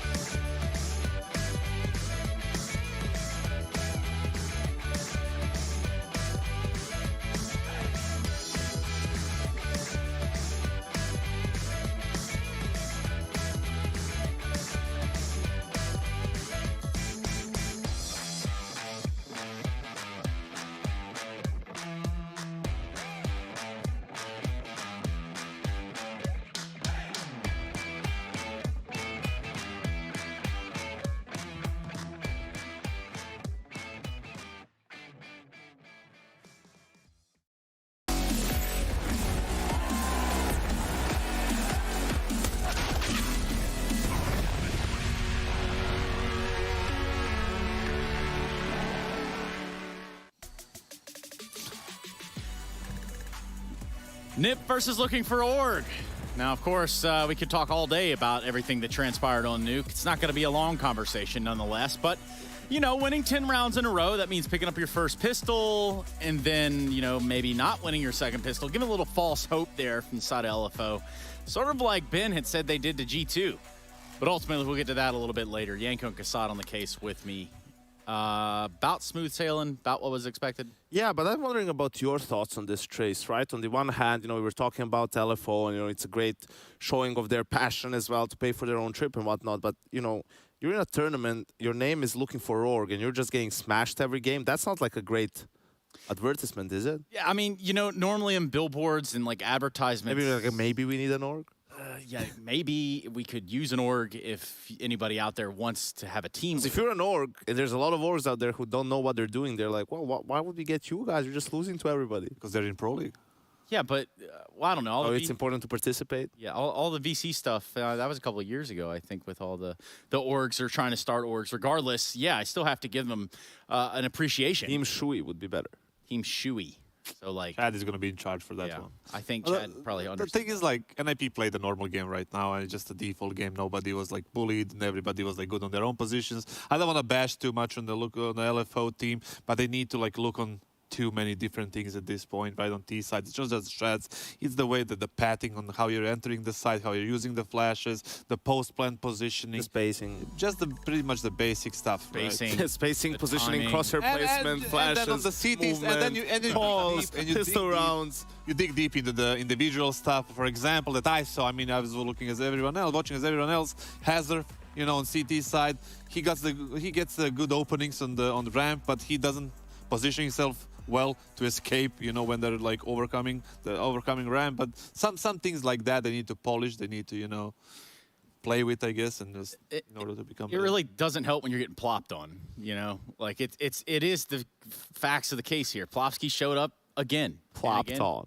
I just sounds terrible. Now I'm just waiting for Alex to scream in like an arena game. He's like, "Get plopped on" or something like that, and then just he plops on him again and again and again. Nonetheless, yeah, plopped straight on LFO. 10 rounds unanswered just to start the game off. You can't imagine that it feels too good in the camp when that happens. We saw Ben leaning his head there against the backdrop. So, a terrible feeling, Trace. You've been there. Tell us all about I've been there. There is one specific game I remember. It's the E-League at 2018 where we just got navi into our team. It was the very first game we play against. I think it was Envious or maybe it was G2. I know it was a French team. They start on nuke T side. It's 14-1. We can't do anything. And we just walked out, and the feeling that we have is just the absolute worst. There's nothing you can do. Yo, kSad, MBK was playing. Take your fingers like this. Yes. Okay, see it? This? There you go. Boom. All right. Yeah, so nailed it, kSad. Yeah, dude, I mean, it is kind of like we talked about David and Goliath yesterday. This might actually be the closest representation to it so far in the group, Yanko. Yeah, absolutely. In this group, that's the case. And listen, if you're LFO, it's not just about learning experience, but you're even looking for a couple of rounds where you manage to outplay NIP. Right? Like, even if it's a gun round that just, works, you kind of envision it in your head, the in-game leader or whatnot, and you call it, and you actually do bait out some rotations, and you are able to punish them, and you are able to win the round, regardless of the fact that NIP is playing super loose and relaxed, and they know that they're going to win the game. Like, that's just a little bit of a proof of concept, right? You're just looking for every inkling where you can say, well, actually, if we just like a little bit, if we just spaced a little bit better in this round, or just, what we didn't miss this one nade, we can actually compete against these guys, right? Like, the gap is not as big as maybe we thought it was. Yeah, and I guess this might be a great part or a great start, I guess, to go ahead and get our meme review back underway, because surely there's something to come out of this one. Here's one from Heku, happens to be a member of the talent. Yeah, there's some truth to this one. kSad, read this. There's too many words to read. I'm just gonna pass on this one, but I get it. But you don't. So what you're saying is you don't like Heku's memes? Well, not this one. Not this one. Fair enough. So are you gonna put a meme together for we the need to describe it to you, like explain it to you, or did you get it like the graphic? So basically a meme, or meme for short. A meme. Yeah, so far this series is a little bit of a meme, if you will, a meme. Hey, yeah. They tried it again, though, in this game, and it didn't work. It's true. Hey, look, we're going to Overpass. You guys got any, like, I don't know, anything that Last time they played Overpass, they won 12 rounds on T side. I expect double digits at least this time, unless they get too relaxed like Entropic did in the second map yesterday. Then it can, LFO can get to double digits. Nice, and that is analysis that is paid for. kSad. In full. In full. Of course, we go to a break. We come back. We have Overpass in front of us. Ben and company really can't be feeling too good about it. But, of course, heads held high, as most Australians do 90% of the time. Look at him, Rocky Balboa, walking into the set. We'll be right back after this. More like Apollo Creed.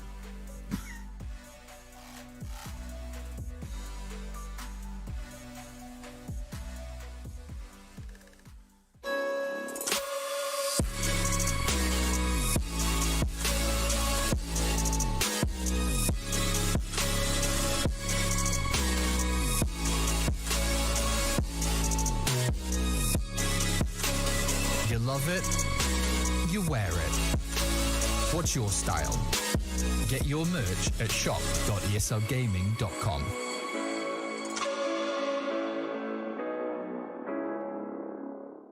Choose nades, choose a smoke, choose a flashbang.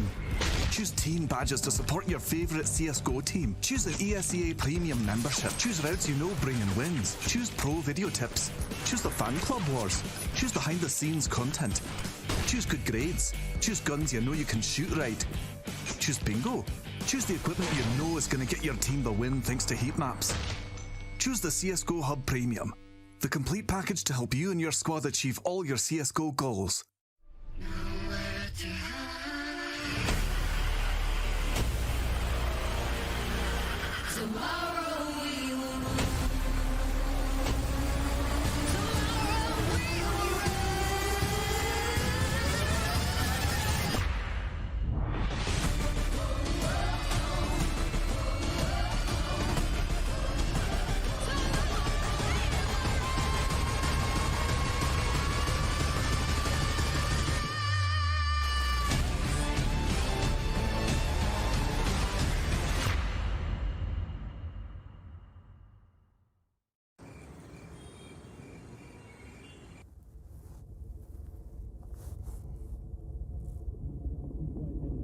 Early and Olaf at the ready. He's known for his movement, the old man. We'll see how he gets this one done. But mind forward. Here he is, launching himself into the site. One for Olaf and two down.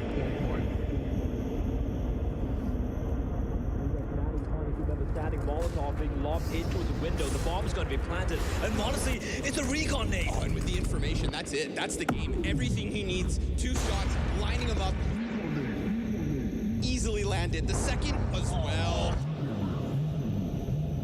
Saiwu here, poised to make an entrance in the B-side. Taking a lot of damage to the wall, Yanko. Well, he's got a hell shot trace. He absolutely does. It's starting to make a big problem here for Sanachiro and Axel.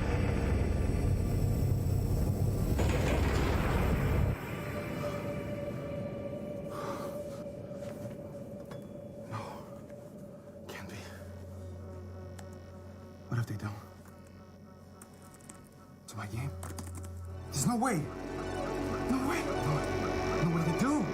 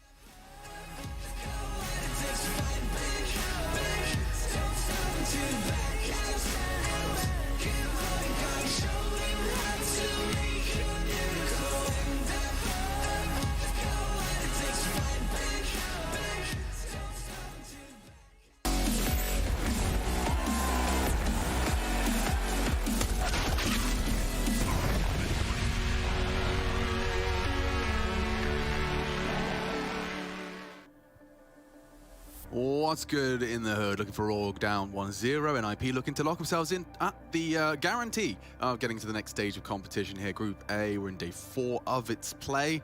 LFO have been showing up here to learn some lessons. Not many lessons to be learned over on Nuke, given how quick they were concluded. Give me an O.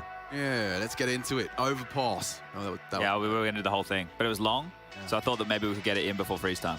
We'll save it. We'll do it later. It could be a gag. We'll do it a little bit later on. But yeah, you mentioned the next stage of competition, quarterfinals for NIP. If they're able to pick this one up, they guarantee themselves the top of the group. That's what they're playing for. Sounds good to me. Sounds good to them. Yeah, LFO, we know what they're playing for, an Org or Experience. One of the two, whichever comes first. As we're out the gate and... Oh. Rez, yeah, he's P250, he's pretty tidy. Did you see the clip on Mirage the other day when Harry and Hugo were doing him? He went bang, bang, bang? Yeah, I saw him go bang, bang, bang for sure.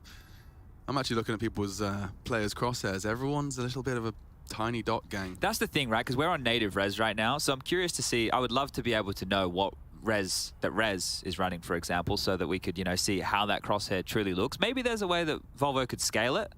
Yeah, maybe even if people are interested, Rushley could do a round or two with players' crosshairs on.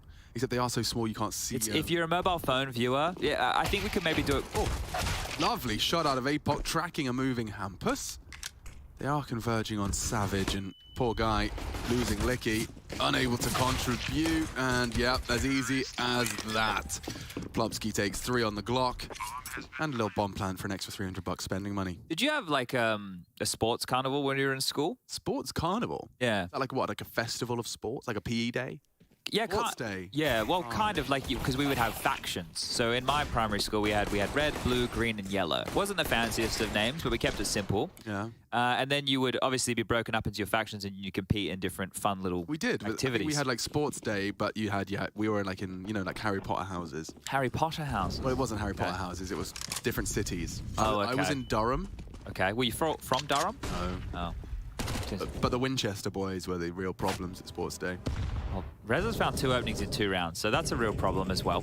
So, certainly something to keep track of. Yeah, so Sterling's hit the deck, and look, Rez on a map like this, look, the thing is, if Rez can play at like peak Rez form, this guy is an absolute monster. You know, I don't know if it's been like talked about recently, but Hampus has talked about it in interviews, and he's certainly spoken to me about it, that he thinks he's found the way to unlock Rez every round, every game. All right. And he says it's a secret, but he had a theory, and they've been trying it for the last like 4 or 5 months. Okay, well, it must be working because Rez has been more consistent. Yeah.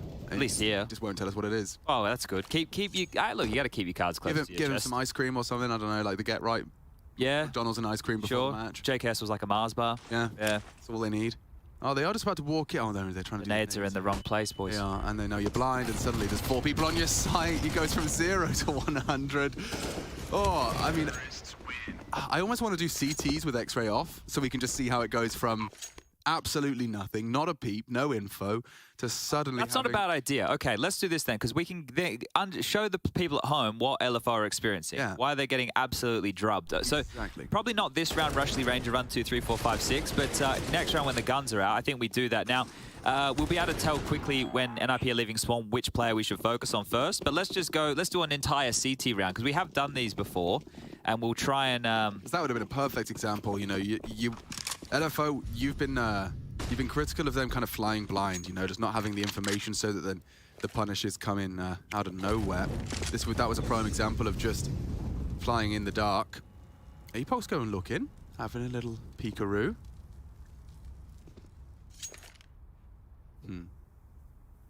He's had the Zeus a couple of times, Apoc, so he's been cheeky with it. You know, at least that'll spur some fun within the team. And the 3 longside toilets might actually be a lazy clear, but no, it's Fozzy's responsibility. He's got this. So you should have had this. No, there's only the lost Mac 10, so...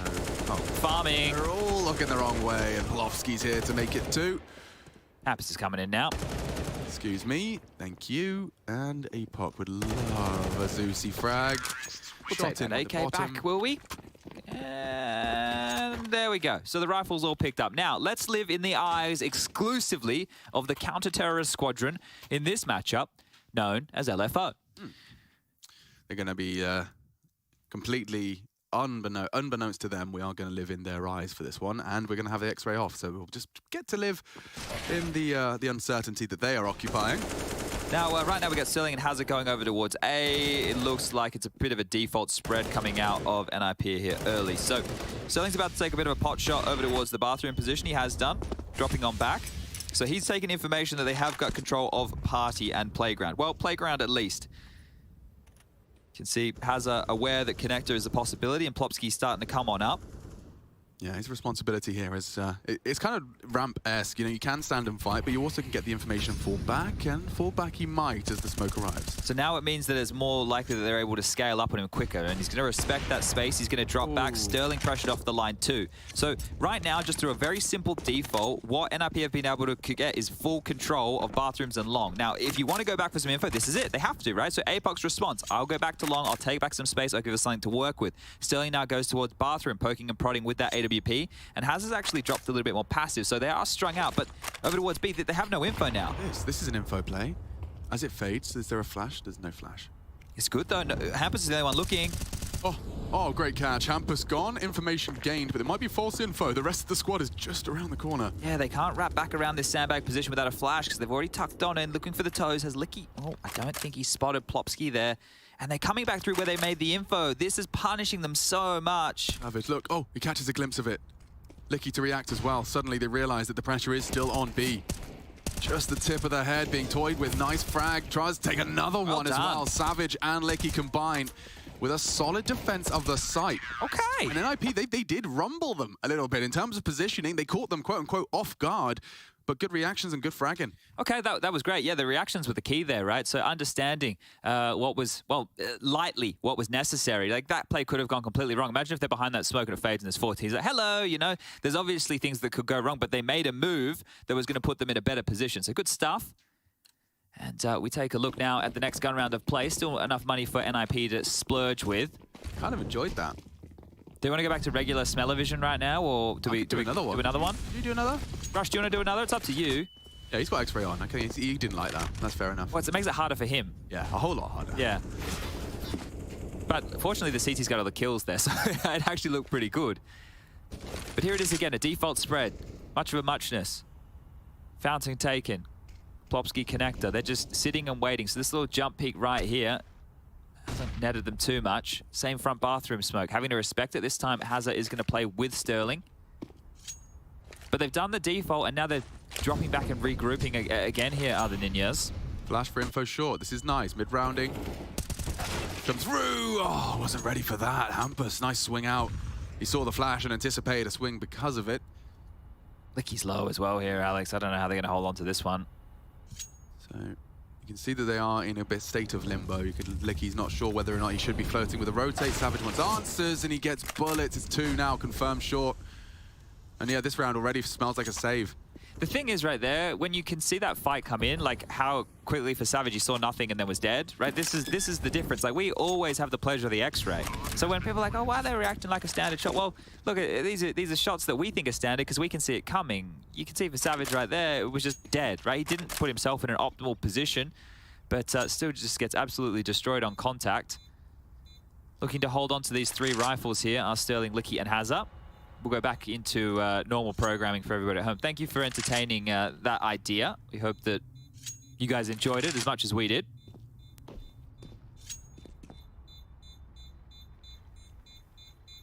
Back on the board, score will read 4-1.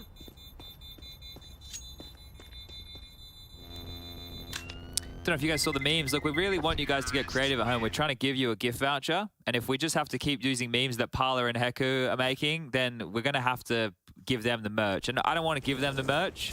I want to give it out to one of you at home. I also think, you know, memes come from the soul. It's not You're right, it's not something actually. you can manufacture. You're right. You know, and I always had a problem with someone that was like, you know, the guaranteed like meme magician, because you get to a point where the magic's not coming out your fingertips anymore, but you still have to be summoning the spells. Yeah, I wouldn't like to work in a social media department where the job description is to be funny. Just be funny. Go be funny and be original, and also don't copy anyone else, but copy everyone else. At the same time. Yeah. While being on top of all the pop culture references. Yeah. Yeah, it doesn't sound like a job I'm too envious of, really. Bit of a thankless one, I imagine, as well. Shout out to everybody working in social media, slaving away on the Twitter sphere. You know, you probably get 10, 15 banger tweets, but one bad tweet, and I'm sure that's the one that's thrown around in the Slack channel. Yeah, look, I'm known for bad tweets. but they're much easier to make than good tweets. Yeah. Well, they're out, and they're looking to set up a bit of a nade combination. This will be a nice little lesson for the Aussies. Fortunately, no one's there. 3 nades, good grief, but perhaps that leads them to over-rotate if they think that is a sign of a commitment. NIP are taking their time, like they are literally having a walk in the park.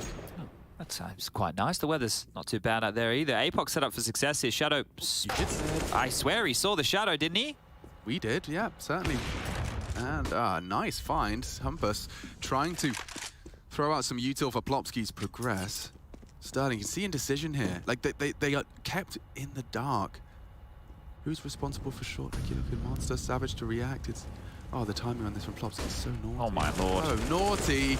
Good catch. Big find. And it leaves just 2 now for the Ninjas in Pyjamas. Fuzi, the stand-in. Esatag, the Dane. 9 HP on him. Trying to bring the pain now. 1v3. Lovely find. Okay, 2 in a row.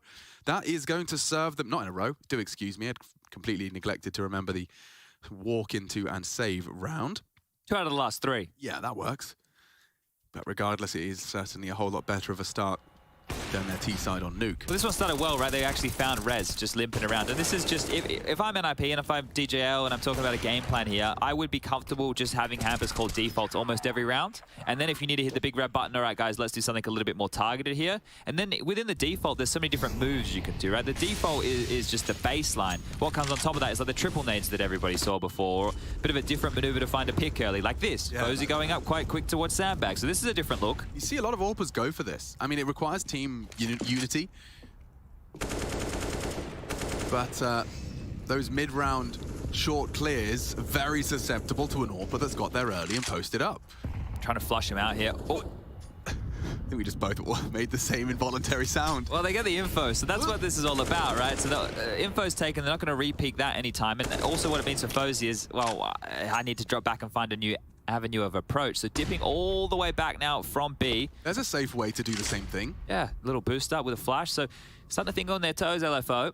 But still need to get the Dougs in all the right places here. Hampus out long. Rez, Plopsky coming up connector. Esatag and Fozy bringing up the rear with that C4. Couple of smokes, couple of flashes, and a Molotov to make this one work. 50 seconds remaining, and it does feel like they're going to do the full court press onto A. What have we got? We've got 2 smokes, make it 3 smokes, Molotov and double flash. So they've got all the bells and indeed some of the whistles. Esatag lines it up and prepares for the contact points. I wonder if it's going to be long first. Hampus has just been boosted over the wall, so Sterling doesn't know. Yeah, he's going to be a bit lurky here as Hampus. He might be able to scale up, just pounce as the execute comes in. This is perfect from Hampus. And if Hazard... Oh, great flash, and he does clear. Never mind the if. Hazard's got him. And now Sterling as well catches them as the flashes are in the air. There's good grounds for this. Sterling stands strong. LFO look to make it 3 in a convincing one here. Yeah, that was good. We saw a lot of little movements within that round that were tidy, but now Fozy trying not to go down after time spotted and will be able to get that lost bonus. Loses the AWP in the process, but multiple players staying alive there for LFO. They carry through 3 AK-47s and an AWP, so this is starting to look good now on this CT side. Hell yeah, they take the 3 AKs all day. I just want to see them not lose it. And also, I don't think I've cashed an LFO game where they haven't lost one gimme. Yeah, true. The light buys, yeah. If I was their coach, and I'm not, because I don't want to impede on Ben, but I'd probably advise that that's something we would love to achieve before we leave, is like a full game. Doesn't matter if we're losing, it's just a full game where we're not losing the rounds we shouldn't. Yeah. Like these ones, for example, whereas a single Desert Eagle, we saw what Entropic did. Elian would just walk into sites and kill your entire squad. Just avoid Plopsky is the name of the game here. Or blow him up immediately. So let's see how this one goes, because it is Sterling and Hazard again holding off towards A. They've had that magical timer transpire, and they're going to go for a passive stance on the site. So this is where this... Oh, nice nade. Good bit of softening up done there. This is where this could go wrong, right? Like, oh, okay. Not looking to go wrong now. They should have enough for the call out the rotation. It feels like it's going to be okay. It's going to be okay. It's all good. It's all good. It's more like just, swatting away some flies. Yeah, that's what that was like. I don't know. In my mind, it was Sterling misses as an AWP, Hazard's drop mouse unplugs. Actually, it's a wireless one. Everyone's living the wireless lifestyle these days. The technology, the future is now, Chad. The future is now. I still have to get my hands on a wireless keyboard. I had the option to get one, and I don't know why. I just, for whatever reason. It's a for whatever. Yeah, I know. But for whatever, I was like, actually, you know what? Maybe I maybe I won't get a wireless keyboard, but... Big smoke from them. Looks like they're going to be requiring Esatag to just hold it fast on B. I wonder what the call is here from Hampus. They know they've got the closest affair so far here against LFO. This is different look though. They played 2 down connector. Apox actually floated over towards A to help Hazza. So they're saying Sterling up with a short pick. They're hoping for more of this B-centric play to find a pick for NIP over towards Sewer. And that's not the case. They've changed up the spread. Rez, Fozy, and now Hampus all over towards A. And this is like the classic round you would see on an overpass, right? You would traditionally have 3 players come to deal with this side of the map. You'd have 1 player holding down and battening down the hatches of connector, which is Plopsky, and Esatag to be babysitting the backyard of B, just making sure they can't push. But this is where the contact happens. Not ready for it. Great shot from Apoc. Yeah, that's exactly what they were hoping for. And now they can perhaps retool and get out of there. Obviously not through toilets, as that is very much occupied. Rush making that clear. Esatag wing bringing the bomb as well. So a 3-man gathering. And it looks like, yeah, the LFO are starting to maneuver their pieces back up towards the A site in time. Apoc going to be the 3rd component. Just lining up these nades right now. Going in for this A execute one more time. See if Hampus can find that room that was denied earlier. Here they come.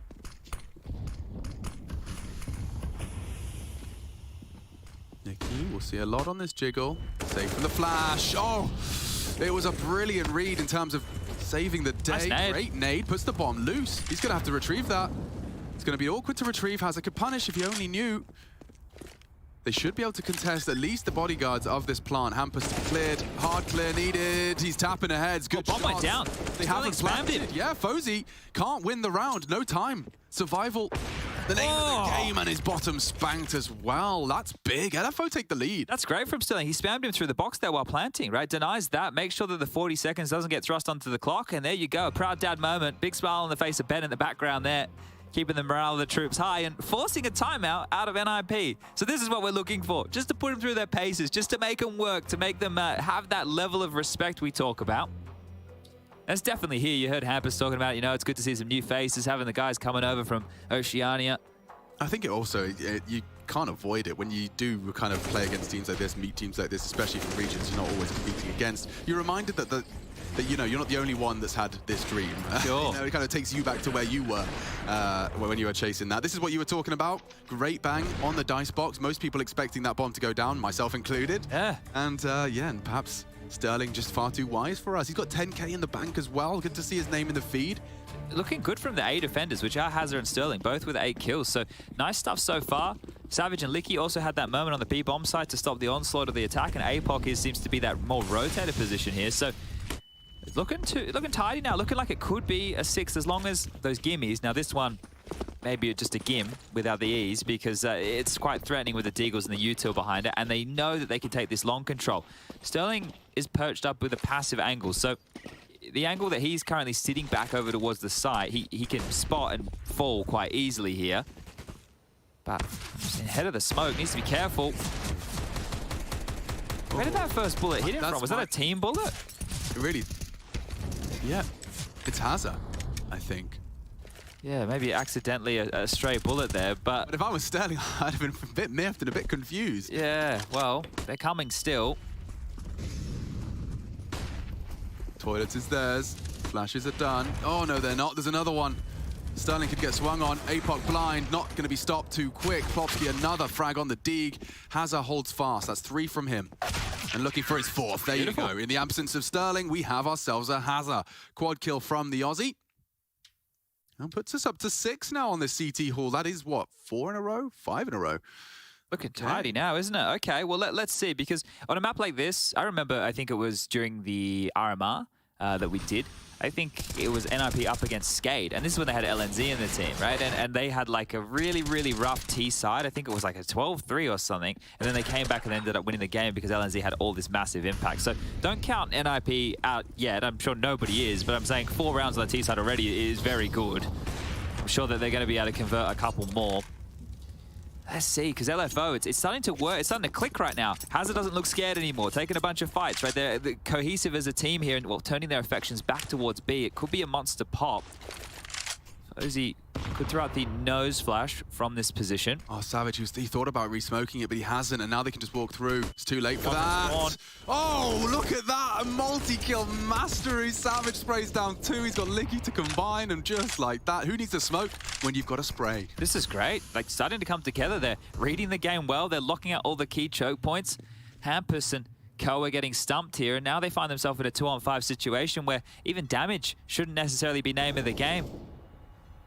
Max loss bonus, sure, not getting a plant, that sucks, and another one hits the deck. Sterling's AWP rings true, leaving Fozy last man standing.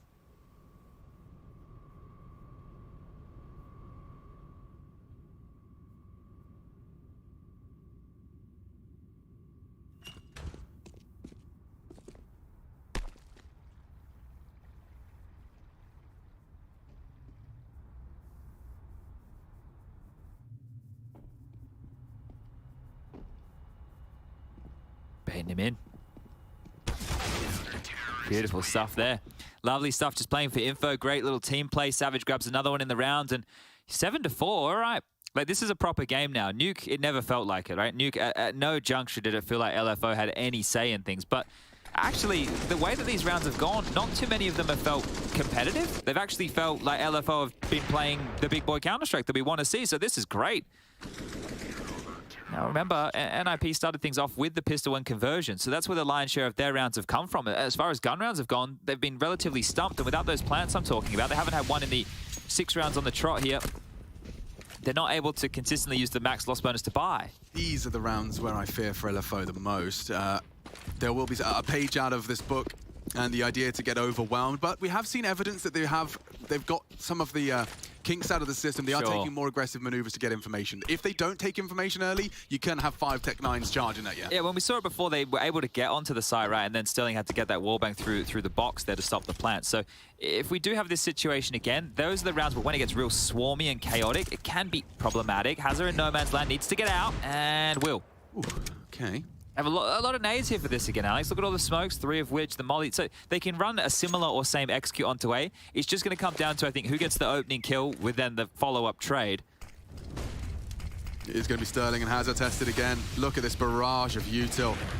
But that doesn't stop Sterling. Plucking Plopsky from the pack. Oh, Hazard so blind, overwhelmed. Weapon falls into enemy hands, and this is where things can get dicey. The smokes won't be up forever, though, and a coordinated retake is the remedy. Kit's present, smoke 2. Nice nade onto the S attack. Double nade, double trouble. This is looking great for the retake. Apoc shuts it down. Mystery solved, and we will see 8. 1 out the half. Look, this is really good stuff. Like, I could see the smoke wall coming in. I think they dropped a defensive one of their own. That was trying to give Hazard a bit more of a buffer to work with. Still gets found on out. Double nade from your B retakers. I mean, that's gaming. That's Gambit, you know? Like, that's what I want to see. Yeah, and then they're handling these retakes very, very serviceably. So, yeah, nothing to complain about. Might be a bit of a change of tune here. That was the only real bit of action that you had if you're an NIP fan in that one. Nice nades, well placed. Beautiful stuff in Apoc as well. Just the hard clear on the corner with the follow-up. Really cool. Really, really nice to see. Apoc with a triple, and now we've got another gun test. 11 would be an absolute pipe dream. Let's see if LFO can get close. That would be a wild half. We could even go to a 3rd if they are able to pick up the remainder of rounds here within the CT half. Yeah. Still going to need to do a lot of heavy lifting on that T side. Not necessarily where they've shown their best face. Yeah, certainly.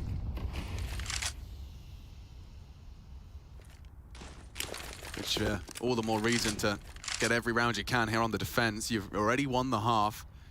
They're trying to test Savage again.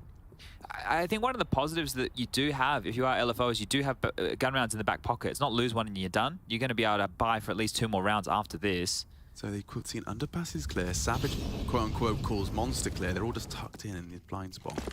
Fozy trying to show presence long, so they feels the same. Feels threatening. Rez taking toilets. Has a spots out one on long. Don't want to see these B rotators fall for this bait. There is a hook in the water right now. Yeah, Fozzy's going back to throw this same smoke, so this will land at the mouth of long. Damage done a little bit to Savage there, and that's a big shot. Not afraid to step back into it, Savage. Big boy counter, more coming, closing the gap and ready. Oh, just diverts his gaze. Tag's on his way. Sterling, not the weapon for this job. He's going to have to hold sandbags. APOC in support, but with the orb. APOC needed to be there. Rez deletes him from the underpass, and now, yeah, running out of options. LFO has his caught one on the rotate. That will keep Rez difficult. Hold for the boys of the CT side. APOC not really got much to do about this. Plopsky, head spotted, bomb planted. And that second buy you were discussing will be coming into it. Hazard's rotated around the world here, coming back, so they could be expecting him to come sandbag, but now he's giving himself away with the nade. APOC still not able to land a shot, eventually does. And Short nearly goes down as well. Rez left on just 10 HP, but yeah, caught out. And NIP, they did throw a different flavor into that one. Yeah, they're obviously trying to fake the way that long piece looked. I think right there, Savage's shot was nice, but they must have seen him cross back over, or at least heard the sound cues, because they were very ready for the right-hand side. Tag with an essential trade right here, a good shot of his own. And this one here from Rez. You were right about the wrong weapon for the job. If you're Sterling at this point, you can't really go forward, you can't really go backwards. What are you meant to do? Well, sit there like a bit of a tit and get your head ripped off. Now, a technical timeout has been called on the side of NIP. You can see here, Plopsky just calling for some admin assistance, but I'm sure we'll get that one sorted out ASAP. And look, I mentioned there's enough for buy rounds in the next two. Fortunately, for LFO, there's only 2 more rounds. So they will be fully equipped, or as close as they can be for those final couple of rounds here. Oh, this music's got me feeling this. This is like an underdog song we've got on right now. And LFO, they're able to push to the double digits on the CT side. I see them all galloping on horseback. Okay. It's a wide open shot. Is it unicorns and they're galloping on clouds? Or is it a little bit more down to woodland. earth? It's woodland. Woodland? Like, you know, there's the scattered shadows through the leaves as they have the wind in their hair. Oh, you've gone Lord of Rings again, haven't you? Maybe. Is it just... They're in Tell me Ben still has his cape on. They're in Fangorn Forest, and they find Ben. He's actually sitting in on a tree ent.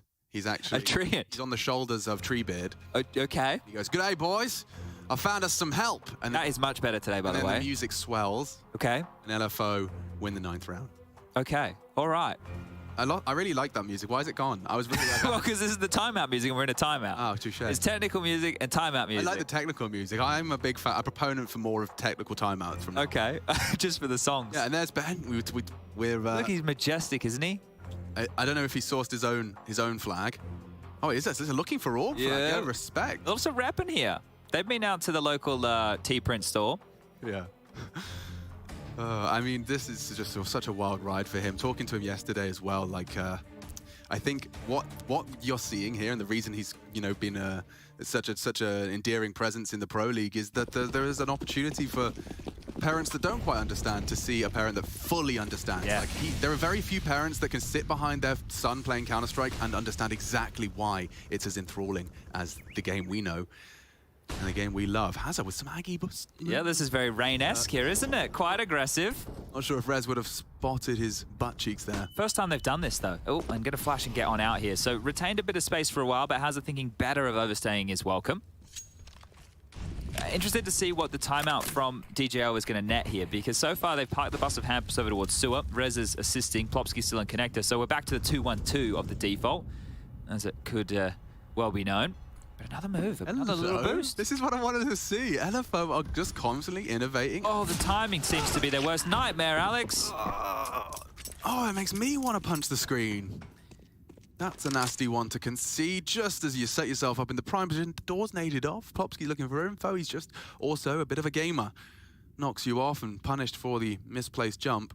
Plopsky's the first player right now to get themselves up to double digits here on the NIP side. There's another one hitting the deck, and there's the smoke one more time, done from way downtown. But that just keeps the mystery on A. And look, in a situation that is 3v5, you might want to just allow Sterling to patrol with the AWP passively and hope that APOC and Savage can stop them coming up short. Close monster defense, this is good. Oh, I spotted now. I think they're in trouble. Yeah, and they're focusing on Monster and Short. Oh, wow, APOC delivers. More to come. Savage stands to deliver another, but now the sight lost and Sterling to rotate in. Oh, he's got the right angle. Hold. Oh, just a second shy on the pull of the trigger. And Rez ready to finish the job, but Sterling's quicker. 1-on-1 now. Or Viorp. Or Viorp. Potential wall bang. Fosie's not moved. Oh, he thinks he's lost him, has he? No, he's just got the patience, and there's the confirmation, just the tip. Done, that'll do nicely. Sterling locks it down for LFO, and they will find a 9th. Cool clutch. Big team to be doing it up against, and not an easy round to convert. Great stuff there, and really good from APOC with a double kill coming through. I like the monster defense. Even though Savage got spotted on the fade of the smoke, APOC really bailed them out there in a big way. Essential multi-kill, and this is the one that was the most frustrating death in the round, but you win it, who cares? And it's with a Galil that Plopsky manages to get that damage down, just doing a bit of a crab walk away. Attempt from Fozy was there, but yeah, look, here we go. Final round to play here within the first half. AKs are out in full force for NIP. Util's good as well. Let's see what they can offer up here. Starting to feel themselves, LFO. Oh. Feeling themselves. A bit blind on that one, didn't he? Was, yeah.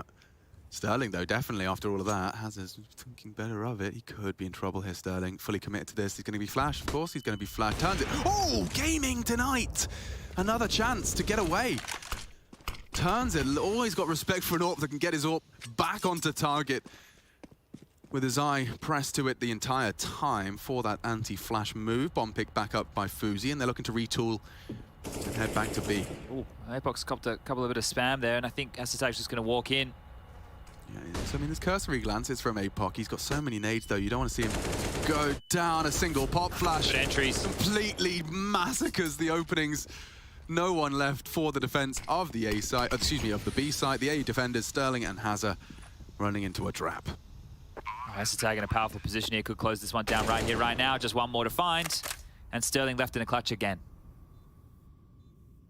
It's a very tall order. Just missing Assetag as he rounds the corner away. Just look at that, how much time that just bled off. That Sterling has to clear close, just because Assetag was there and repositioned. Great play from Assetag. He's won the round for that one.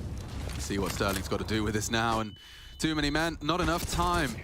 That's a 6th for the Ninjas, but LFO certainly looking for some redemption. A very competitive half. They forced NIP to respect, and I expect that this could be a banger of a second half.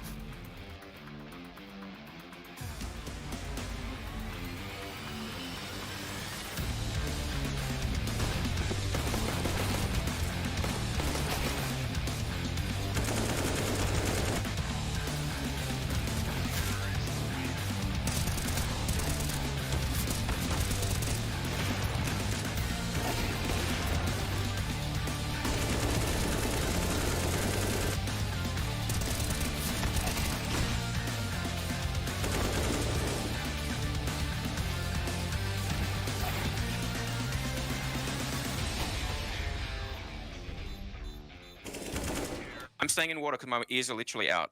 Yep. Me and you are rotating. I'm jump setting monster. I can get to Benset. I have a molly. Yeah, coming up bank. Nice, I'm back. Trying to medic flash. Yep. Go inside. Nice, come on. Truck. Nading truck again. You planted again. Wanna try into smoke? He planted truck again? I'm not sure. No, it's off plan now. Left side, picked up bomb. Smoke. Yeah.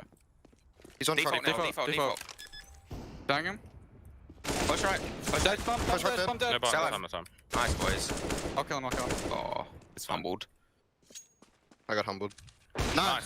Six. Big round, guys. What happened to your inners? They're falling out. Oh, and I couldn't hear anything. I'm just gonna push con. I'm sitting there like this, one hand on the mouse, like.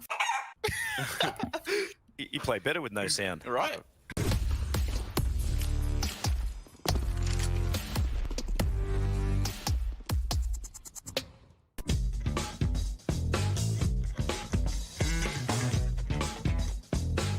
Hey Future Pros.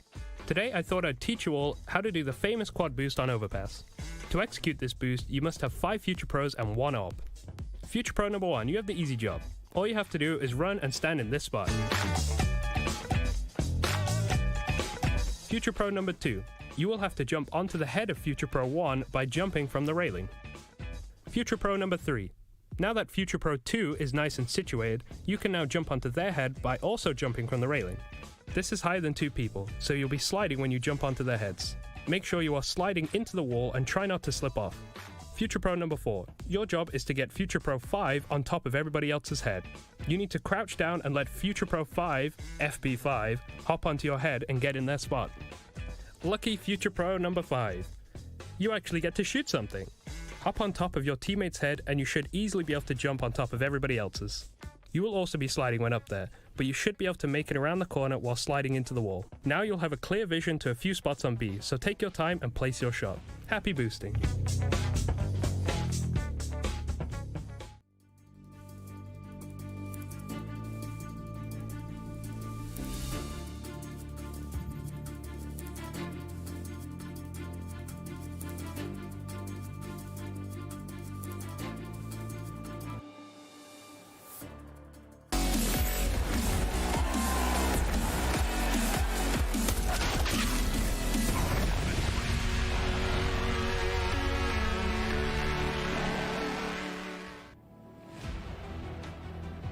Looking for Org, looking for 16. They'd love to take a map, especially off a team like the Ninjas.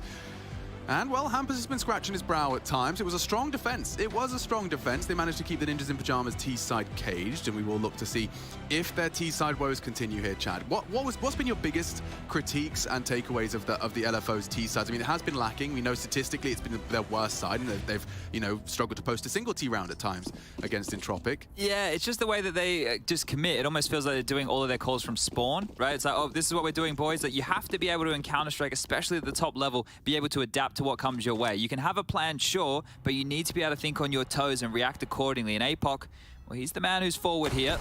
One odds, yeah, not favoring them whatsoever. He won the first pistol. They'd love to go 2 for 2 here. Yeah, that's the thing, right? If NIP get both pistols in this game, right, they've only in that first half had 3 gun rounds. So you could see just how humble the LFO are actually keeping them. And this is a respectable match now. This isn't just like, oh, what can we learn? This is a, okay, NIP, let's see what you got. Oh, they had 4 players on B there, not bad. Out, but it doesn't matter. Oh! Fozy gets them all.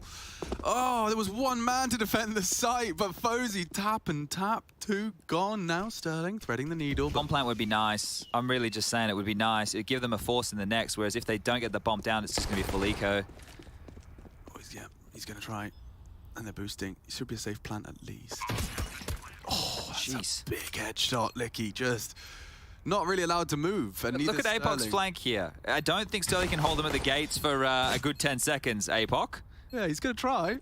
They are, not giving much up, and now everyone's going to go searching. Go on, APOC, the 1v5 flank, that's what we're talking about. Planted not for him. And there's the defuse. There's the defuse, so maybe he gets one. Maybe just keep the armor. The armor's pretty good. Hello, goodbye. The armor. Please. Yep, there we go. Okay, so we have seen LFO when they get the bomb down on Nuke. They decided to go for a 4-spy. Let's see, they have 2 options here. And this would be a good time for a classic Ben timeout, I think, because you can either go for the eco now, right, next round have some AKs out, or you can go for the force now and see if you can keep it quite honest. Now, we can see with NIP's buy, they've gone very rifle heavy, actually into 4 M4s and a FAMAS, and, well, that helps when everybody's staying alive.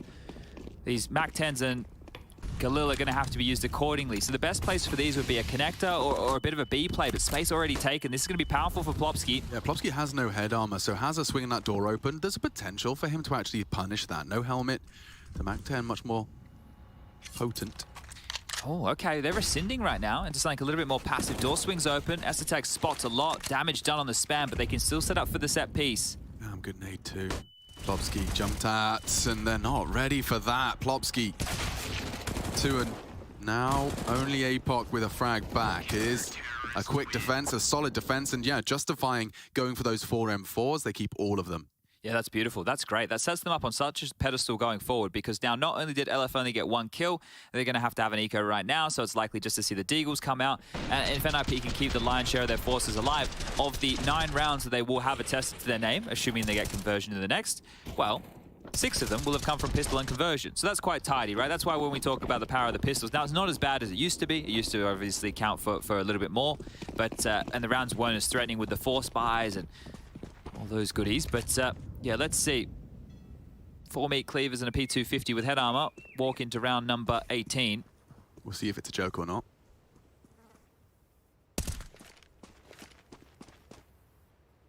Four Deagles walk into a bar.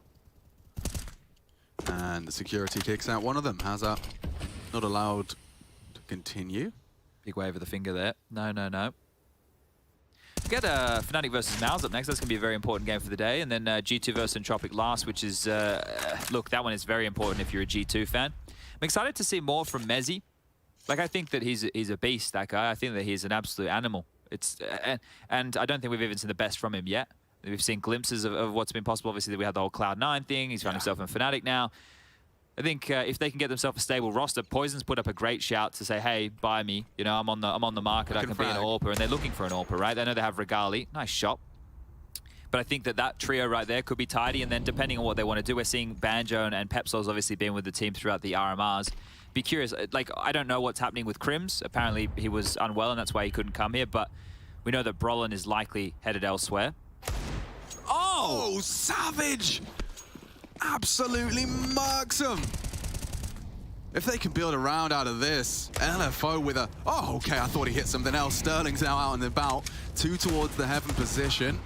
Apoc's gone down. It's up to Sterling to convert what Savage started. Some good clicks, but it's not to be.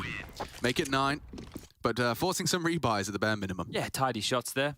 Also, Mouse, we've seen a bit from them, like in their slower approach. They've been very default heavy, you know, glimpses from the individuals. I don't think we've even seen completely what they have to offer yet. I think we're still refining what they have. Bemis is surprisingly, because we all have the Toysy hype, Bemis coming back has been one of the more standoutish names, just to see his confidence. He's been doing some lurking. He's been finding impact with the entries as well.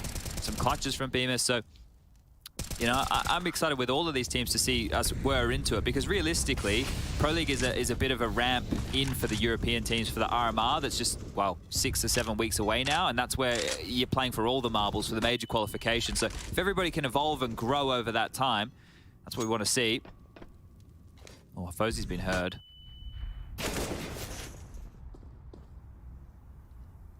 And they've taken complete B backyard control here. So Apoc's been sent packing. Estetag can just slink on in and reside here on his lonesome. Plopsky can turn his attention towards Connector, and then Fozzy, Rez, and Hampus can sit pretty over towards A for now. And yeah, Apoc's aware of all this aggression. At minute 13, that smoke will drop. It's going to buy time until the sub 1 minute mark. And then if he wants to retake it, so many bloody angles.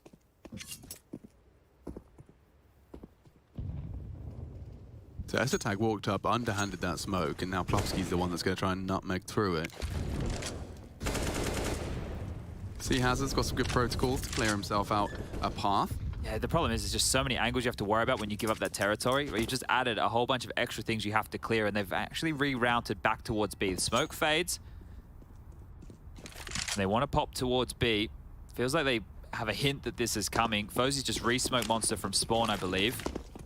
They're going to have to run through it, yeah. Have to go through. Oh. Hot flash and a grey screen. A horrible, potent mix that Plopsky plucks 3. And you had the touch in the S key. Save. Just hold on to these AKs. No point giving this up. Really no point giving away these. That was so well handled. Like, the timing of that was picture perfect, right? They were close. They must have had the mental timer of when the smoke was going to fade as well. You can see Fozzy getting his just in time, and then the flash off the back of it. Really well done from NIP there. Can only sing the praises when you see moves like that, and Plopsky's going to be happy. You don't get better kills than when they're running through Monster, just a linear little tunnel blind. Yeah, and by getting that early control Monster, you could do such a deep smoke, which took so much time off the clock that play was a round winner. You know, yeah, indeed. Let's flash, 30 seconds, that you know that they can't just sit and stare at your smoke with 10 seconds left after it's gone, so they are going to be there. Perfect timing on it, perfect move, and a 3K off the back of it. They haven't gone all in right now, LFO, behind the saved AKs. They've just partially invested with some Deagles, a little bit of Kevlar on Licky and some nades. So wanting to make sure they can have a big buy in the next round. Here's some dunk nades set up and actually destined for success. They land, they get a kill and a half. Plopsky's almost dead too. Now we're talking. That's going to feel good. We've seen them go for a couple of the triple set nade maneuvers over the course of the different maps they've played here, but that may be one of the first that's actually netted them anything. Yeah, 2 double nade kills so far on Overpass alone. Oh yeah, the truck one as well, right, on the retake. That was nice. So they're up long, feeling good about it. The only question is whether or not this is going to fall into that Dust 2 category where... Well, Rez has the AWP. Rez has an AWP, yeah. Well, he had an AWP. Plopsky's now going to be given the benefit of the Bogdan law. This actually gets sketchy now. If he peeks and goes down with his 1 HP, hello. He does take one with him, but that might accelerate them. Yeah, Savage knife out. You can see his intent. He's going to go through this. Or flash me through, he says. Oh, wait, they can cancel. There is time. Yeah, they don't have to full commit to this. So hitting the brakes, not going full Rambo. That's why Apoc's continuing. Oh, hello. Bloody hell. Hi, guys. Sterling, I'm looking at the mini-map. He's gone ninja the AWP right under their noses. That's a big upgrade. And it's on the AWPer. That might change their plans again. Now, they're walking into the stack. It's a 4v3. Let Sterling try and find one on the way in. Close corner needs to be cleared. Close corner needs to be cleared. And Rez occupies it. He's going to go for a complete melting of the attack. Rez takes 3. Well played there from NIP, just keeping it tucked. Good kills and good idea there. That molly just front sight, it completely splits the attack. You want to like scale and take that space, but you have to wait it out. The time's a problem. You're flustered. And you end up dropping the ball. So 11-9, just 5 more required now for NIP to get this done in 2-0 fashion. If you are just joining us today, well, it is indeed for NIP getting first place within the group. They have already managed to get themselves in top 3, but a first place would get them all the way through to the quarterfinals, which will be taking place after the groups conclude. So it's a big win. Like, it's an important win. It's going to save you a whole round of playoffs that you don't have to play.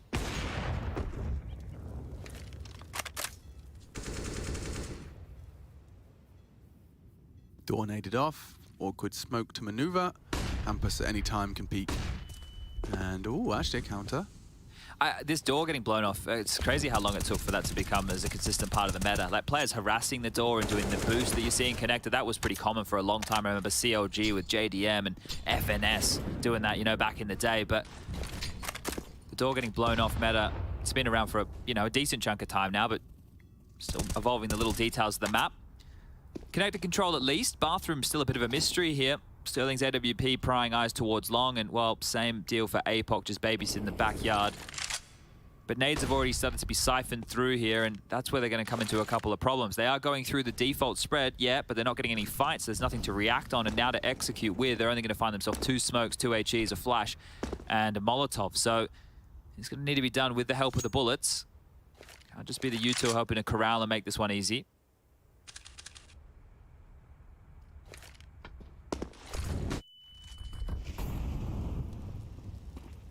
And Hazza doesn't clear his corners. Rez is going to start heating up, and another easy defense. They repel the invaders. A nice find from Apoc to at least save again. Get the weapon back out of dodge. So Savage and Apoc maintain the rifles. I think one of the things is, I'd have to like watch a bit more, maybe watch on Shadow GG or something where I can just watch top downs. But you know how I was talking about how they're just executing from spawn? That obviously wasn't execute from spawn, they did a default, right? It's very difficult on a map like Overpass to execute it from spawn unless it's a B rush. But one of the things the top teams do is they'll put themselves in a position where the CTs might want to come back in too late for an info play. Right, so you want to do a move to get you some territory, then you can hold on to that territory, and then if they come, you can either fall back or you can fight, right? Whereas, like, right there was, we have to commit to A, because that was all their nades. And look, obviously, due to the financial situation, this, that, and the other time as well, there's a lot to dig into here, but at least they've called the timeout. They're first. Wonder how much Benny Boys had to do with this one. But yeah, 2 saved guns and not enough money for everybody to full purchase behind it. It might just be the 2 AKs with the Deagles again. We need a hero. I need a hero.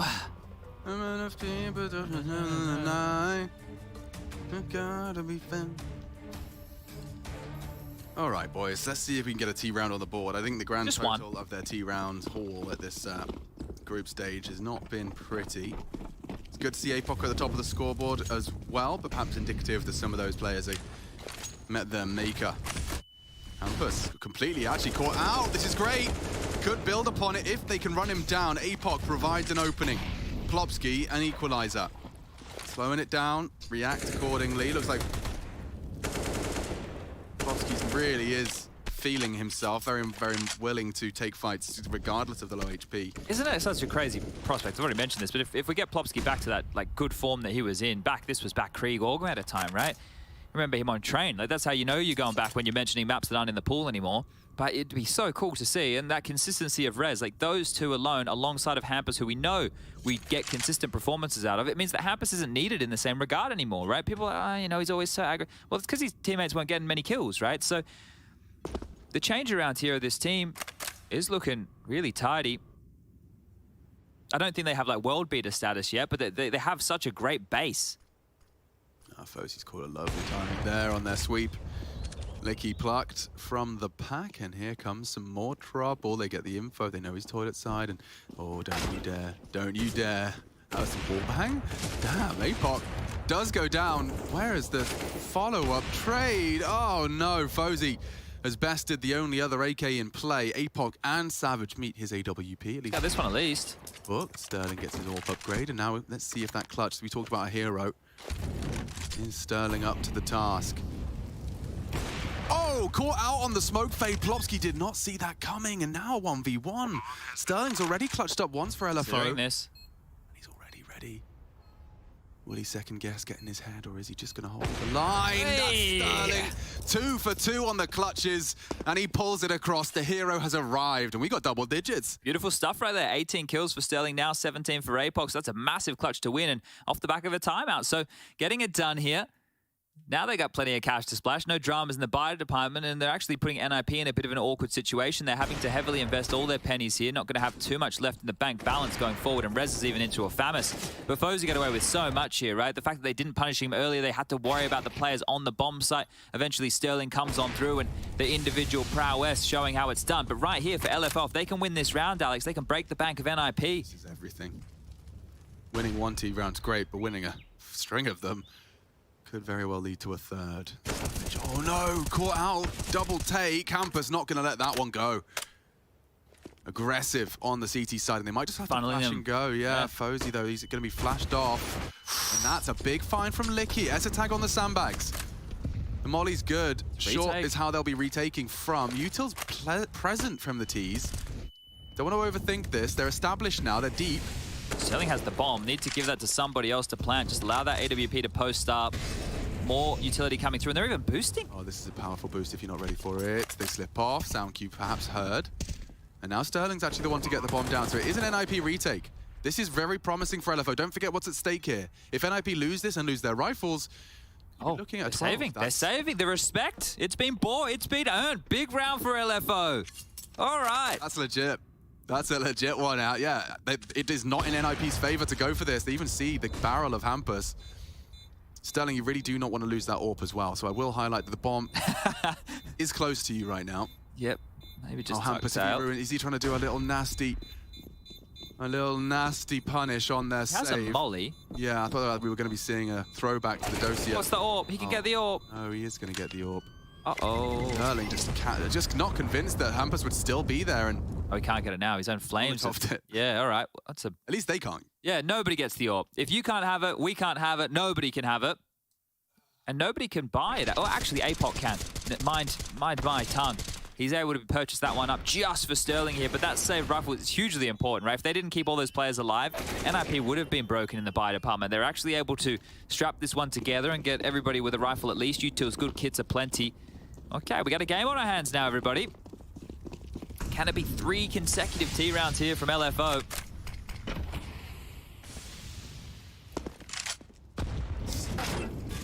Ooh, ouch. Very nasty way for Licky's round to start. Tap through the wall. And now kind of trapped, susceptible to every boost in the book. Wall bangs as well. Like, I think Licky's days are numbered. Savage has got a nice gap on that smoke. Here comes the boost, though. If they do boost, they'll be held. Well, they were. Flashing and going. Licky does go down. That's the low HP, but there's the trade. That's the double up. If Hampus goes down, it could very well be another round. Rez and Fosie on the way. Smoke to plant some seeds of doubt. A flash through. Good molly. Has to respect it. Have to sit there. Nade onto the hold of Savage. Bomb now ticking. 4 versus 3. There you go for this. I don't know if ninjas are. Well, they're getting out. They're trying to get out. Get Hampus out. Get the leader out of town. Hold on to these guns again. 2,400 loss bonus now. Oh, no. Rez and Hampus will be able to drop M4s as long as they stay alive here, but that's just a quick pop from LFO. Things are starting to come together for them now. Now we're really getting into the game. Okay, all tied up, deep in the double digits. We did see them pick up a map over fnatic on Dust 2 the other day. This could be their second map win here within the Pro League. It was funny having Ben spell out Counter-Strike maths. He's like, so we beat Fnatic on Dust 2, and Fnatic beat G2 on Dust 2, and G2 are number 2. Does that make us? Yeah, Counter-Strike Number maths. 3. Everyone's favorite. Everybody loves some Counter-Strike maths. Oh, funny. 12-12 is not funny for the Ninjas, though. LFO making them work for this. And it was great double entry. You can see Licky's flash, full assist as they walk on into that site and get that 2-for-1 deal. They didn't drop the rifles, so they're just going to use the saved weaponry they have to be as potent as possible. And next round, they'll have a great buy over there for NIP. Would we classify this as a gimme then, Chad? No, we wouldn't. 3 rifles, very threatening. I think that this is one of the hardest, or not hardest, harder type of rounds because they're going to throw something a little bit more team-based and out of the box at LFO. So for them to not trip over their own shoelaces here, they do have to worry about a lot of unknowns. And talking of unknowns, they're hedging. No one's holding that monster push. Full 5-man unit here. Back rolling. Taking a page of the Tyloo strat book here. Just stay as a pack and trade and Hampus, I swear. Someone needs to be looking. If no one's looking. At this staircase. Okay, Sterling, quick react. Fozy down on 1. It's Rez, though, with the round-the-world flank. They're not going to clear him. At least a lazy one from Sterling. Paps behind. Apoc does at least stop the trip over. Tech doesn't have a weapon for this. Needs to live here. And Plopsky's gone. Looks like LFO are set for 13 first. And we will see it 3 rounds away from a second map successfully converted by LFO here at EPL. Woof! All right. This is the top team in the group.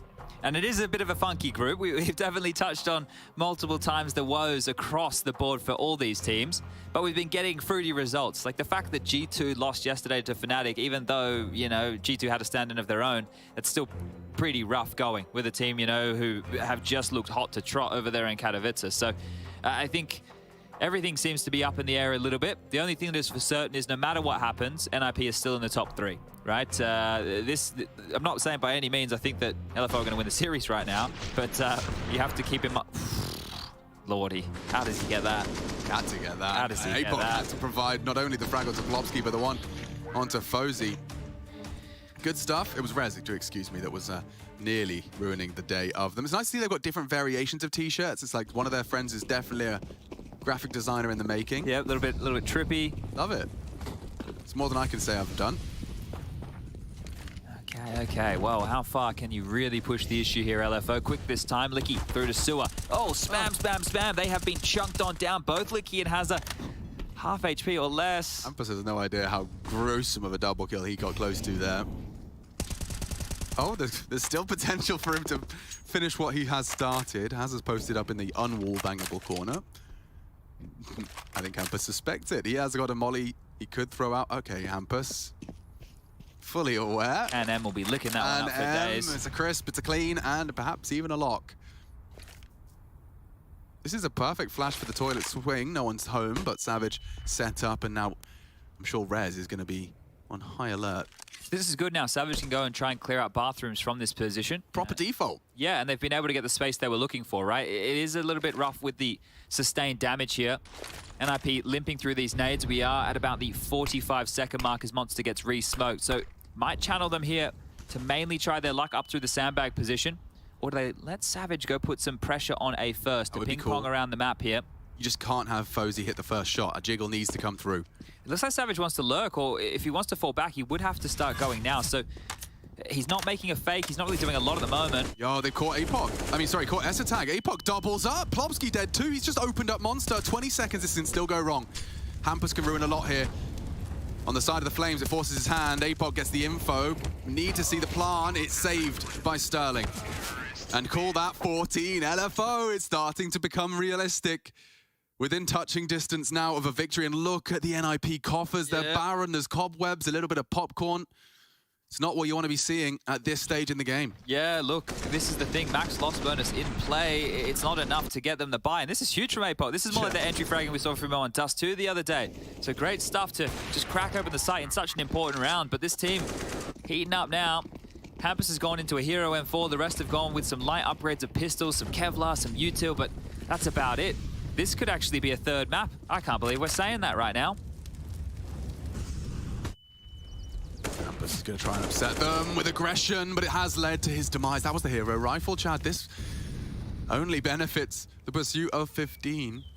Ancient next as well. Oy, oy, oy. Now we saw LFO on Ancient yesterday. It didn't look great, but let's see what they've been able to adjust and adapt overnight. I am getting a step or two ahead of myself here. They have to secure 15 first. And then, of course, the 16th is not going to be easy, but APOC should have 2 easy ones now. One'll do. Does track Plopsky. Yeah, Esoteg is quick on the draw. Done. Sterling deleted. This can still go wrong. Not like this, you want to say. Yeah. Because he doesn't have anything, right? He's only got a USP in his hands here, so this would come down to Rez. But one of the things that Rez is thinking right now is, I have an AWP. We might not have an AWP next round, so... What the hell? Wow, well played by fosy to actually make that USP viable. But you're right, this is the next conversation you're starting. Does Rez want to hold on? That's the thing. Do they want a double AWP setup? Because fosy can afford one, right? He's going to get the 3,400 loss bonus, so he'll be able to buy one himself. But the question is, does Rez want to try and wield a double AWP? Because they could, right? We haven't really seen them run a double AWP setup on this map, and maybe that needs to be the key to success here. Yeah, and it could very well be, right? And if LFO aren't able to adapt and identify that, over the course of how many opportunities they're going to get, 3 map points that they look to have achieved. If they can't adjust and adapt to perhaps overrun those double AWPs and exploit them, this could very well be the remedy NIP need to get us to overtime. Yeah, look, overtime is where the whole game is going to completely change, and that's where I think LFO might find themselves in a lot of trouble. I think all of NIP have played a lot more OT. Yeah, a lot more OT than LFO. But yeah, an impressive showing, all things considered, right? The bar for LFO is set very low. But let's be honest, it's set very low. The bar for NIP also not set very high, but in this type of a matchup, the very clear favorites. And here we go. Round number 28. Just one more for the Aussies to get this one done. Send NIP a humbling blow. Well, they left the bomb at spawn. It's not a problem now. We'll see if it becomes a problem later. Yeah, I think APOC will eventually end up grabbing that one. So early presence, but it's not deterred Licky. Look at this. Through and past the line of sight of fosy. That's a start. Sterling now posted up if fosy does get hungry for a peek, and it doesn't seem that'll be the case. Instead, lining up some util res, progressing long. It's Hazard that's actually stepped up to the plate to retrieve.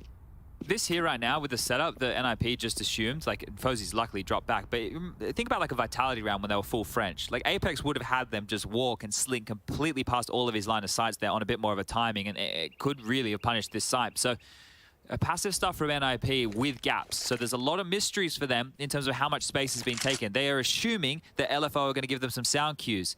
Fortunately, Licky's thought better of that Molotov, because this means it might be a bit more of a surprise. Still 3 NIP players over towards B. Just Rez and fosy right now to respond to this. They're thinking it through. This kill on Rez is going to be round defining. Do you boost? He's alone. Okay, so he will just park it and look to strike a timing as Rez reacts to Hazard and the boys. This will be well timed, I think. fosy drops his smoke, but they are coming up banana aggressively. Full rotate. It's all about the timing. Does spank one. Savage gone as he retreats. Rez catches Licky on the long side. Does free him up for more focus. This is running out of LFO's time. Now bomb down Dice. APOC in the post plant. 4 versus 3. It's going to be a very tough retake, and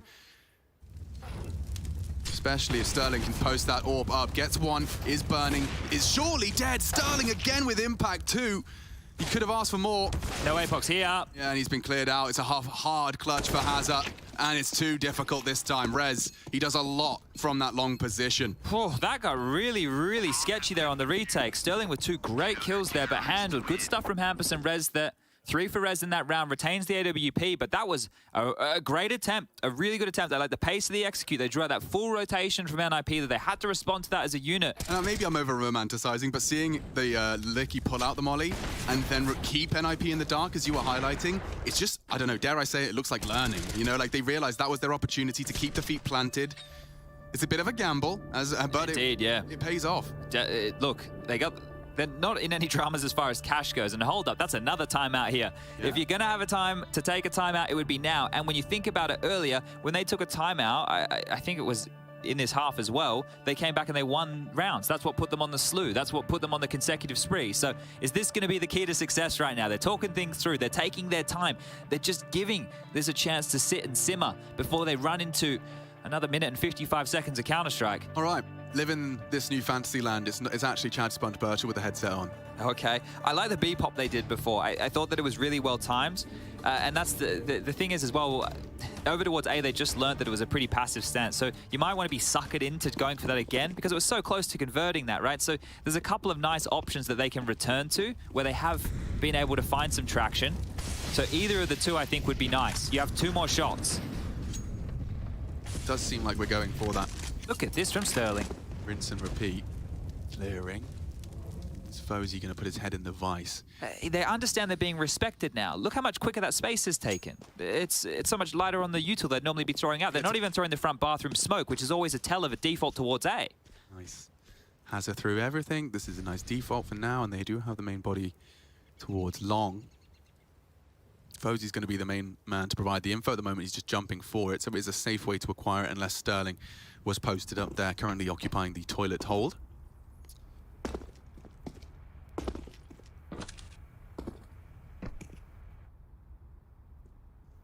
They just have so much of the map available to them here, Alex. Like, Hampus is the only one who's, really doing anything over towards the sewer position. Esatag and Plopsky still quite glued to focusing on Monster. They have no idea if players could have walked up Sandbag, because in previous rounds, they've been executed on while trying to do those boosts. So they are wary. Now, this is the thing. The shoe is on the other foot now. NIP don't exactly know which site is going to be attacked in the last 30 seconds of play. We can see it's going to be B, and Hampus, exactly. They don't have the info. He's going. He's hedging his bets. Fully hooked and not quite line and sinker just yet. He has got Heaven to support them. Plopsky though trying to drop the incendiary, and that's the meat grinder. Good find from Licky. Need to see APOC activated, but perfect flash from Hampus. He's provided the overwatch they needed. Plopsky low from the nade, but 15 seconds. Gonna save this AWP. Have to keep the AWP in play. Yeah, Sterling's had some impact, right? So you want to keep that in his hands, and as well, money's starting to look a little bit skimp here for a few of the players. Hazard with $100, APOC with only 1,500, and he's only going to get a 1,900 loss bonus. So important. Savage can drop 2. Right? Savage can drop 2 AKs, so that means that Hazard and APOC will both be equipped. Licky could buy himself, and they can even drop some nades to make this one work, so everybody has a little bit more. But, you may as well take another timeout if you are LFO here, right? I would. Why not? Just to have the chat, because if you get this under regulation, this is your best shot. I'm sorry, if we get to overtime and they win, I will be very surprised. This is the moment, and I mean, every team has to go through this process as well, where you get incredibly close, and then experience prevails as your mental game is tested. As is the just straight up gameplay. Let's see what Rez has got for us. He is just chipping away at Licky with a very strong nade to the gullet. And that is the fight he's been waiting for. Sterling does tag up Fozy.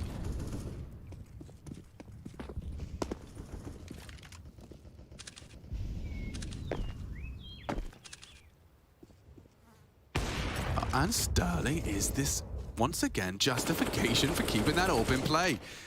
He finishes what he started on toilets on long. Hazard to walk up. It does seem like LFO have got intent here. Hampus and Rez working it out together. Oh, APOC checking in the wrong corner. The trade is there. Hazard, a huge double. Looking to end it in regulation, and that'll do nicely. Plopsky, Team Flash, walking through a smoke, and NIP have let it go. This win on Overpass could have locked in top of the group, and now LFO are saying, I'd like to see Ancient, please, sir. Third map, just around the corner here. Bomb down, Esatag. A very, very difficult retake, and now he's on 36 points of health. I cannot believe it. NIP on their map pick. Up against the ragtag squad looking for an AUG. And they pulled it off. A competitive first half, but this time evidence of T potency. Down he goes. And down under we go to a third. Brilliant to see.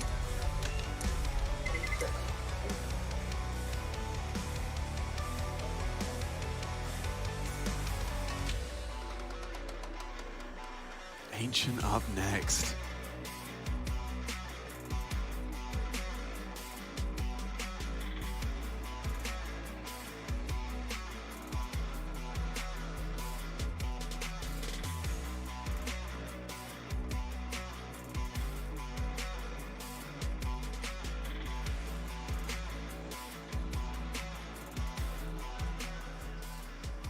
Hey everybody, right now I'm joined by APOC, and you guys managed to do something that multiple teams struggled. You took away a map against an IP. You had an amazing CT side. How did you do it? I think that's been the theme of our event so far. Our CTs have been okay. Ts where we've been struggling just adapting to European sort of style. But then we sort of strung 5 rounds together at the end there on T side, so it's been good for us. But CTs were definitely comfortable because we don't get punished as much. But yeah, as long as we play our own game, we can take it to anyone here. But haven't shown that the last couple of days yet. But hopefully we do today and Mal's tomorrow. And how about Ancient? Because like that's the next map. Do you just need to win the knives? We definitely need to win the knife and get 14 rounds on CT and win the pistol, and I think we're good. Okay, looking forward for you to win the knives and to get 14 rounds on City side against an IP. Good luck. Thanks a lot.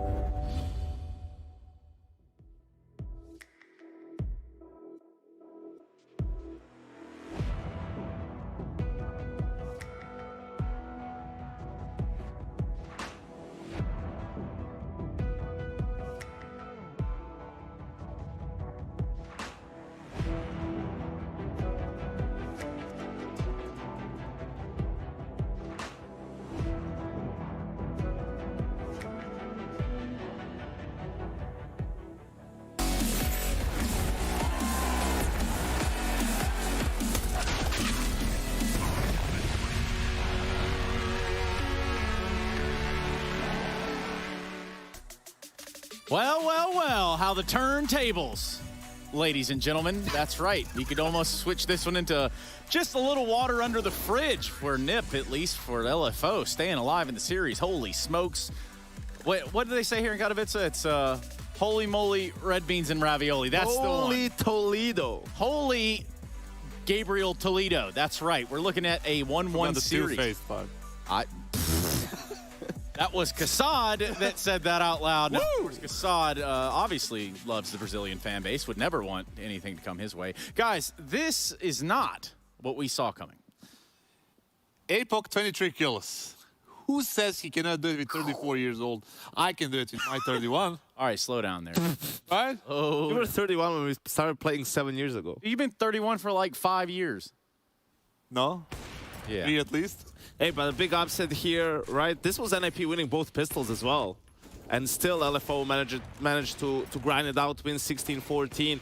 I think, you know, towards the second part of that second half, NIP, maybe what we were talking about yesterday, you know, getting a little bit complacent, right? Their focus dropping a little bit. There was a big 1v3 from Sterling, the big double entry from APOC a couple of rounds later coming out of Monster, and one good call where NIP was like more focused on short, on water. They did a Monster pop and managed to get an entry on Fuzi and win the round. So everything came together for LFO towards the end of that game. They were a little bit too relaxed when it comes to NIP, but at the end they showed some respect, like Chad said in the broadcast. Yeah, saved it like they saved it a couple of times. You know, they were going, like they were calculating how they need to win. Too late now. But it was too late, definitely. But coming back to your previous point, when you said like what you need to take off out of this tournament, they need to look at this game specifically. Yeah. How did we make this competitive? What did we do?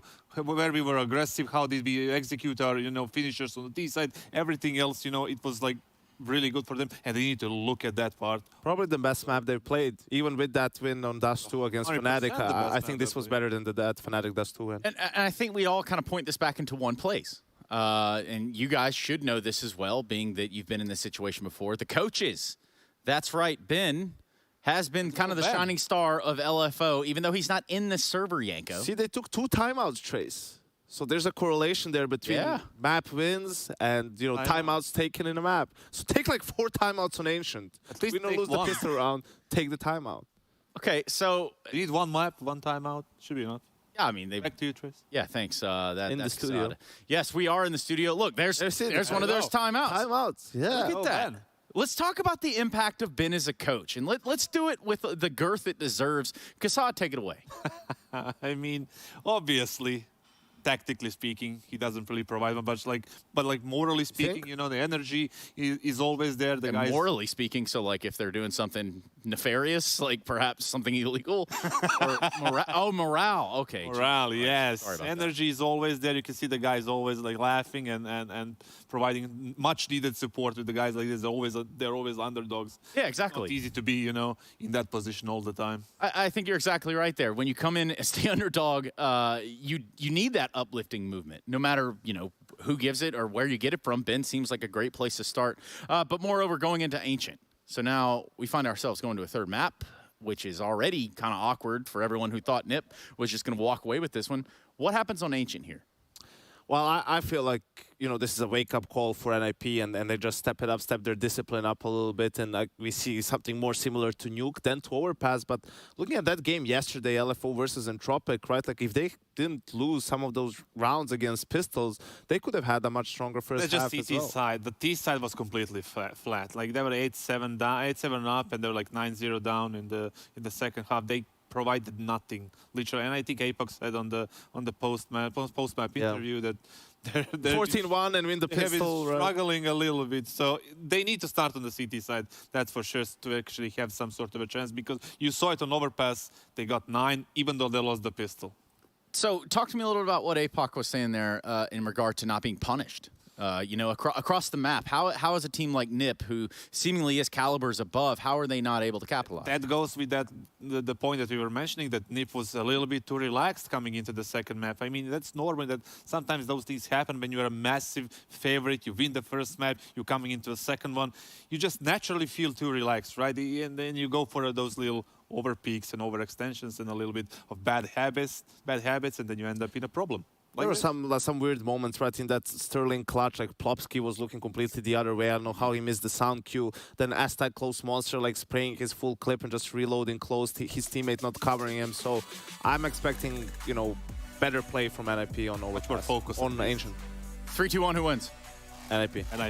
Okay, well, when LFO wins, these guys might be eating their words while I'm eating just simply lunch. Catering's on the way here. Nonetheless, we go to a break. We come back with a 3rd map of the series. Holy smokes. You wouldn't believe it if we painted it with crayons. You're not going to eat that.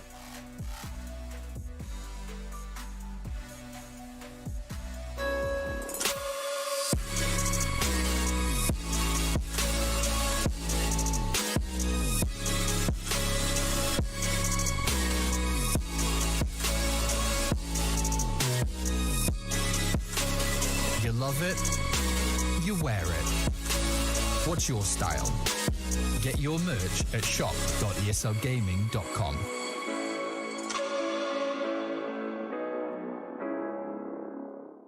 Choose nades, choose a smoke, choose a flashbang. Choose team badges to support your favourite CSGO team. Choose an ESEA Premium membership. Choose routes you know bring in wins. Choose pro video tips. Choose the fan club wars. Choose behind the scenes content. Choose good grades. Choose guns you know you can shoot right. Choose bingo. Choose the equipment you know is going to get your team the win thanks to heat maps. Choose the CSGO Hub Premium. The complete package to help you and your squad achieve all your CSGO goals. Jump up. I got line on him. I got line. Yeah, I'm holding him. I'm medic Pick off me. flashing. Yeah, do it. Yeah, medic. He's Got there no still. time. Just pick off me. Just wait sleep the time goes. He's there. Yeah, he's got in time. I need it.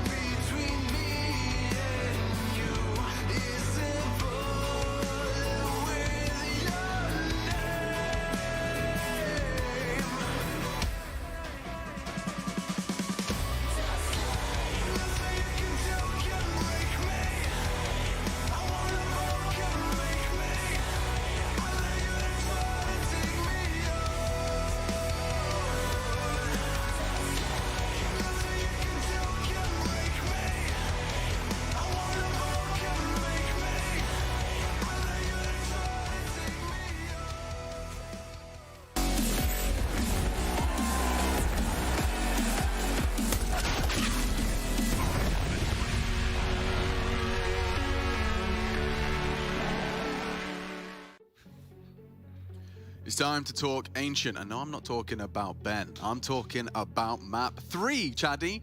3. LFO have taken us the distance up against the Ninjas on their pick, no less. Didn't see this one coming here when I woke up this morning. Thought it might be a pretty swift 2-0, especially with how Nuke went. That was LFO's pick. They got absolutely owned. And then moving into Overpass, well, they held their own. They took it to the distance, all 30 rounds. Some good Counter-Strike coming out, not just gimmicky plays. There was definitely some well-regimented maneuvers. But here we go. The boys are back in. The knife was won, and if you listen to APOC, they just need to win 14-1 on the CT side, and then convert the pistol in the second half, and then they win. So simple plan. Here we go. It is the best plan. I think every team would probably come up with something similar. 14 on the CT side, not a bad haul, I suppose, and we'll see if they can get there. But I mean, we've seen them play Ancient before. We Didn't look great, did it? No, their CT side, though, certainly better than the T. That is true, and fortunately they get to start here. But have they just woken up the beast of NIP, and now they're going to be a little bit more naughty in the way that they treat their opponents? But out mid they go. Top mid smoke, and behind it they come towards Donut. The 1x bet odds just a little bit less in the favor of NIP now by 0.02. See what happens here. So Savage has got a lot on his plate. The entire ace side now flooded. At least they can play for the retake, and we talked about this with Hampus today.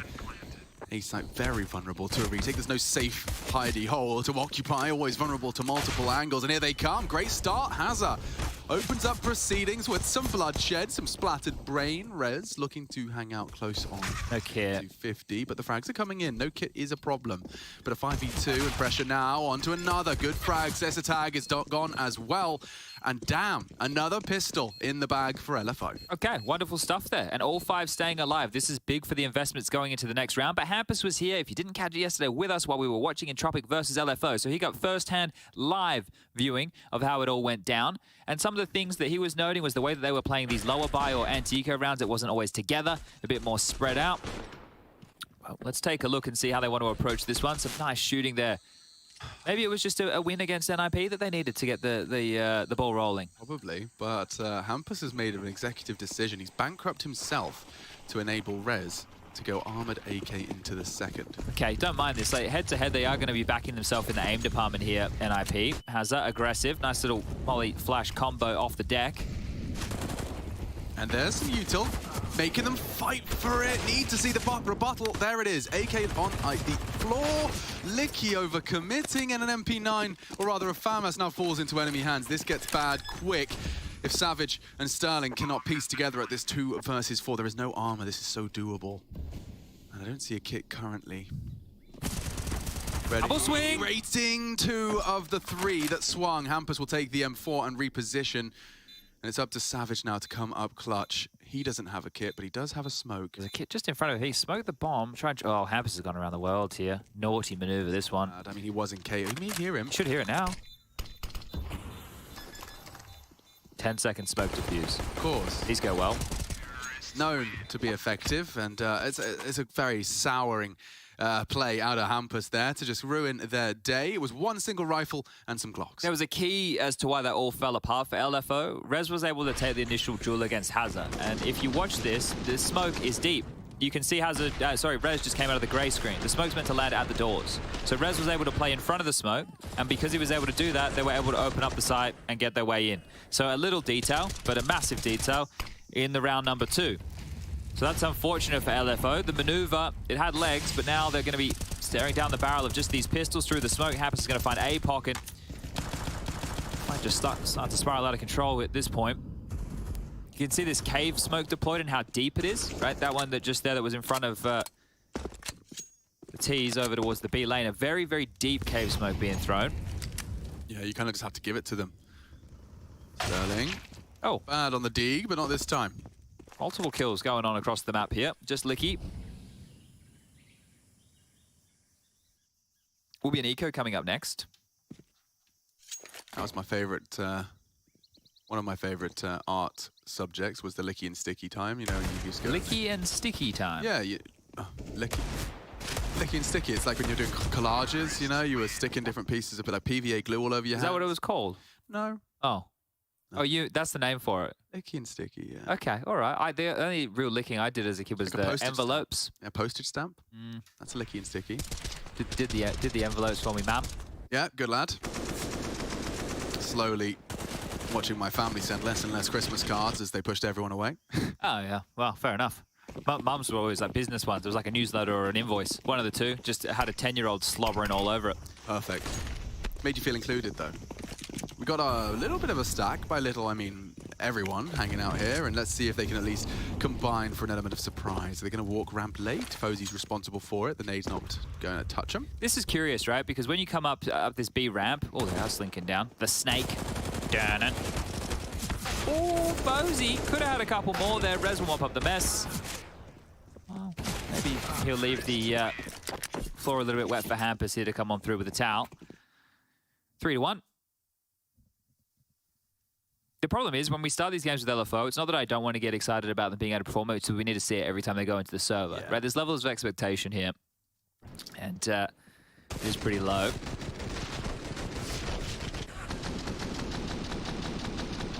I liked where they were playing on the off angle, because what I was going to get to there was the way that they creep in, and you have to worry about the pillar, cave, long, short, everything, right? That could have been a nice little idea, but this is going to be make big control real rough. A couple of mollies cut out and donut.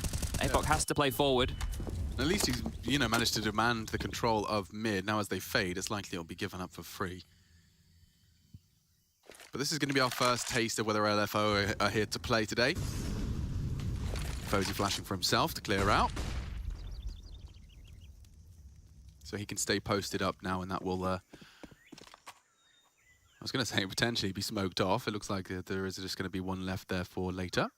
Yeah, that's going to be hard for Licky to get to here as well. They have just smoked off top of long, so all good. Want to grab that one off. It's quite the boost. Deck. This attack acting as a little bit of a stepping stone for Hampus to try and open up onto Sterling. Nothing found. Apoc, big angle and a big fight to win here. Oh, they're not going to clear him. He's gaming today. Only the one though. S-Attack good for the trade. Hazard. Oh, that's a shot. That's what we'd call a specky. Yeah, that is a specky. Right onto the nose. Okay, Fozy gone. Now we're into a nice 3v3 mid-round. And by nice, I'm referring to the CTs in the sense that they should be able to start pushing for a little bit of info and get more than one person to receive here as the nades are raining in. Yeah, this B control right now should be gifted over, right? LFO would be crazy to try and push this player through the smoke. Try and dissuade them while they get the bomb down. Do the spam on through or a boost to be mounted just here. Well caught. Can get a nice angle on towards the back of pillar, but went for a tip plant. Bomb's loose. Yeah, and now sprayed through. They know they just have to delay, cause chaos. S-Attack now on the plant. Plopsky trying to find them on the fade. They're actually reboosting, and that was what he was waiting for. He's gotten away with that 10 HP. Double swing, and Savage caught out. Well played by the Ninjas. That was making a whole lot out of a whole little. It's just S-Attack and Plopsky. 5 frags between them. Nice round. Really nice round there. And you can see the difference in what you were seeing yesterday with LFO and how it was almost set executes from spawn, whereas NIP were able to bully and put pressure all across the map and then decide where they want to execute late when things are strung on out. And the resources are definitely depleted. This was the shot from Plopsky onto Sterling. And this one here from Hazard. Yeah, we liked what we saw, but not enough to keep them in it. Little boost over is a cute little way to give yourself a different angle. A reboost, though. I mean, like, that's probably the call in Australia.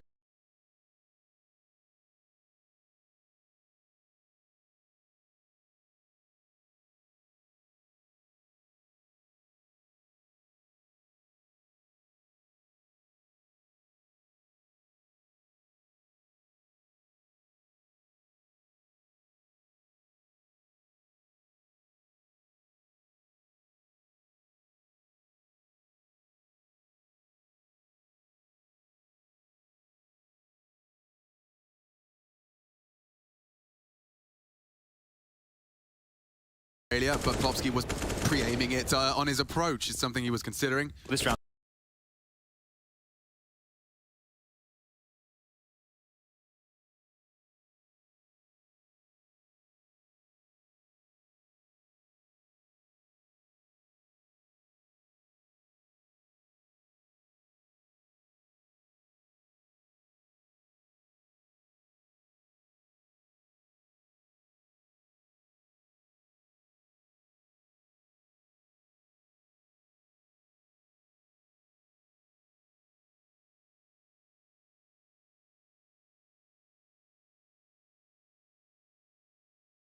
Over already. Hampus has just rolled out and got 3 kills. So round number 6 was good. Round number 7 I heard is going to be even better. What's your favorite burger topping? You know, I'm pro pickle. Pro pickle? I am pro pickle. I do love a good cheese as well. What type of cheese? I'm flexible. Nothing like a good bit of pepper jack if you're in a kind of American kind of onion ringy barbecue-y vibe. Okay. But I'm open to even a halloumi. I'm throwing a halloumi in my burger. Okay, Yeah. Not even as a meat substitute. I want both. Oh, you want halloumi and a big patty? Yeah. Or, okay, well this is a I'd rather do the question for you. smashy patty. Smash burgers are the go. Smash burger and then like a thin little like crispy halloumi. Yep. Throw some pickles in there, bit of red onion. When did it ever become that standard burgers were like real fat? Because I don't like the big fat burger. Yeah, I was never a fan of the big fat burger. It's, different folks and strokes. Not the worst burger I've ever consumed. I've had some nice big juicy burgers. Oh. Yeah, no, but the thing is, and luckily my friend Rushley123456, he told me like it was so easy to make a smash burger. You just need to get the mincemeat, and then you just whack it in the pan, and like you grab a ball of it, right? You whack it in the pan, and then all I do is I just get another pot and I just push it down with the pot. And you've done it. And Bob's your uncle, and it cooks in no time. Bit of seasoning, salt and pepper, real good. Smash burger. Okay. Make one at home. Send me a photo if you're making a smash burger over the weekend, guys. I'd love to see it. Next, Eco, we can talk about the air fryer. It was Shake Shack that did a good smash burger. Oh, yeah. Great little smash burgers. Or any other burger joint that you find around here. But if we did have Shake Shack around here, I'd probably be ordering one. I can tell you that much. I wonder if Dusseldorf has the Five Guys. Oh, he's on the Mopos. Oh, Hampus knows how to deal with the Mopos smoke, apparently. It's almost like he's aware of it. Yeah, played against it once upon a time. Lost to it. Oh, he's completely stifled anything Apot was working on over towards middle here. Savage is aggressive towards A main, so if we're looking for positives, there's one. Still going to slink on in and try and take donut control. Realistically, Licky is on an island right now. Hazard needs to get over and back up his boy, but they will have to give up some territory. So there's a few options here if you're LFO. Do we want to give up donut, allow them into A, and then Savage can play it, and that means Sterling would have to go back and cover Red House? Or do we want to just think that Licky is sick and he can defend B against the impending attack from NIP? You can see it coming. Nice flash. Good info. Bomb not spotted, however, so they just know that Fozy was there with the AWAP. Looking for some degree of info. So Sterling's just going to have to give up this mid gap. It's whether or not Hampus jumps through it. Licky now in a state of limbo. I'd like them to gamble here because Hampus has just smoked donut, right? So now they don't know if anybody's gone Red House. This type of a round, you may as well gamble or save. But here we go. Long getting smoked off. Here we go. Hazard ahead of the smoke and isolates. Takes down S-Attack. More down the ramp. Licky getting a bit flirty with the smoke. Enables the rifle to be picked up. Savage completely booked. Oh, and Hampus might do more with that. Might do more if he's required. Hazard continues to provide. Now, Hampus is locked in CT. The bomb is on its way to A. They maneuver off the ledge. Heading over to the wide open A side, the frag onto Savage. He's going to come back to haunt them, and the bait not quite going to work. Hazard did well to get back into B with those frags, but yeah, NIP with a very good read of how the CTs were maneuvering there.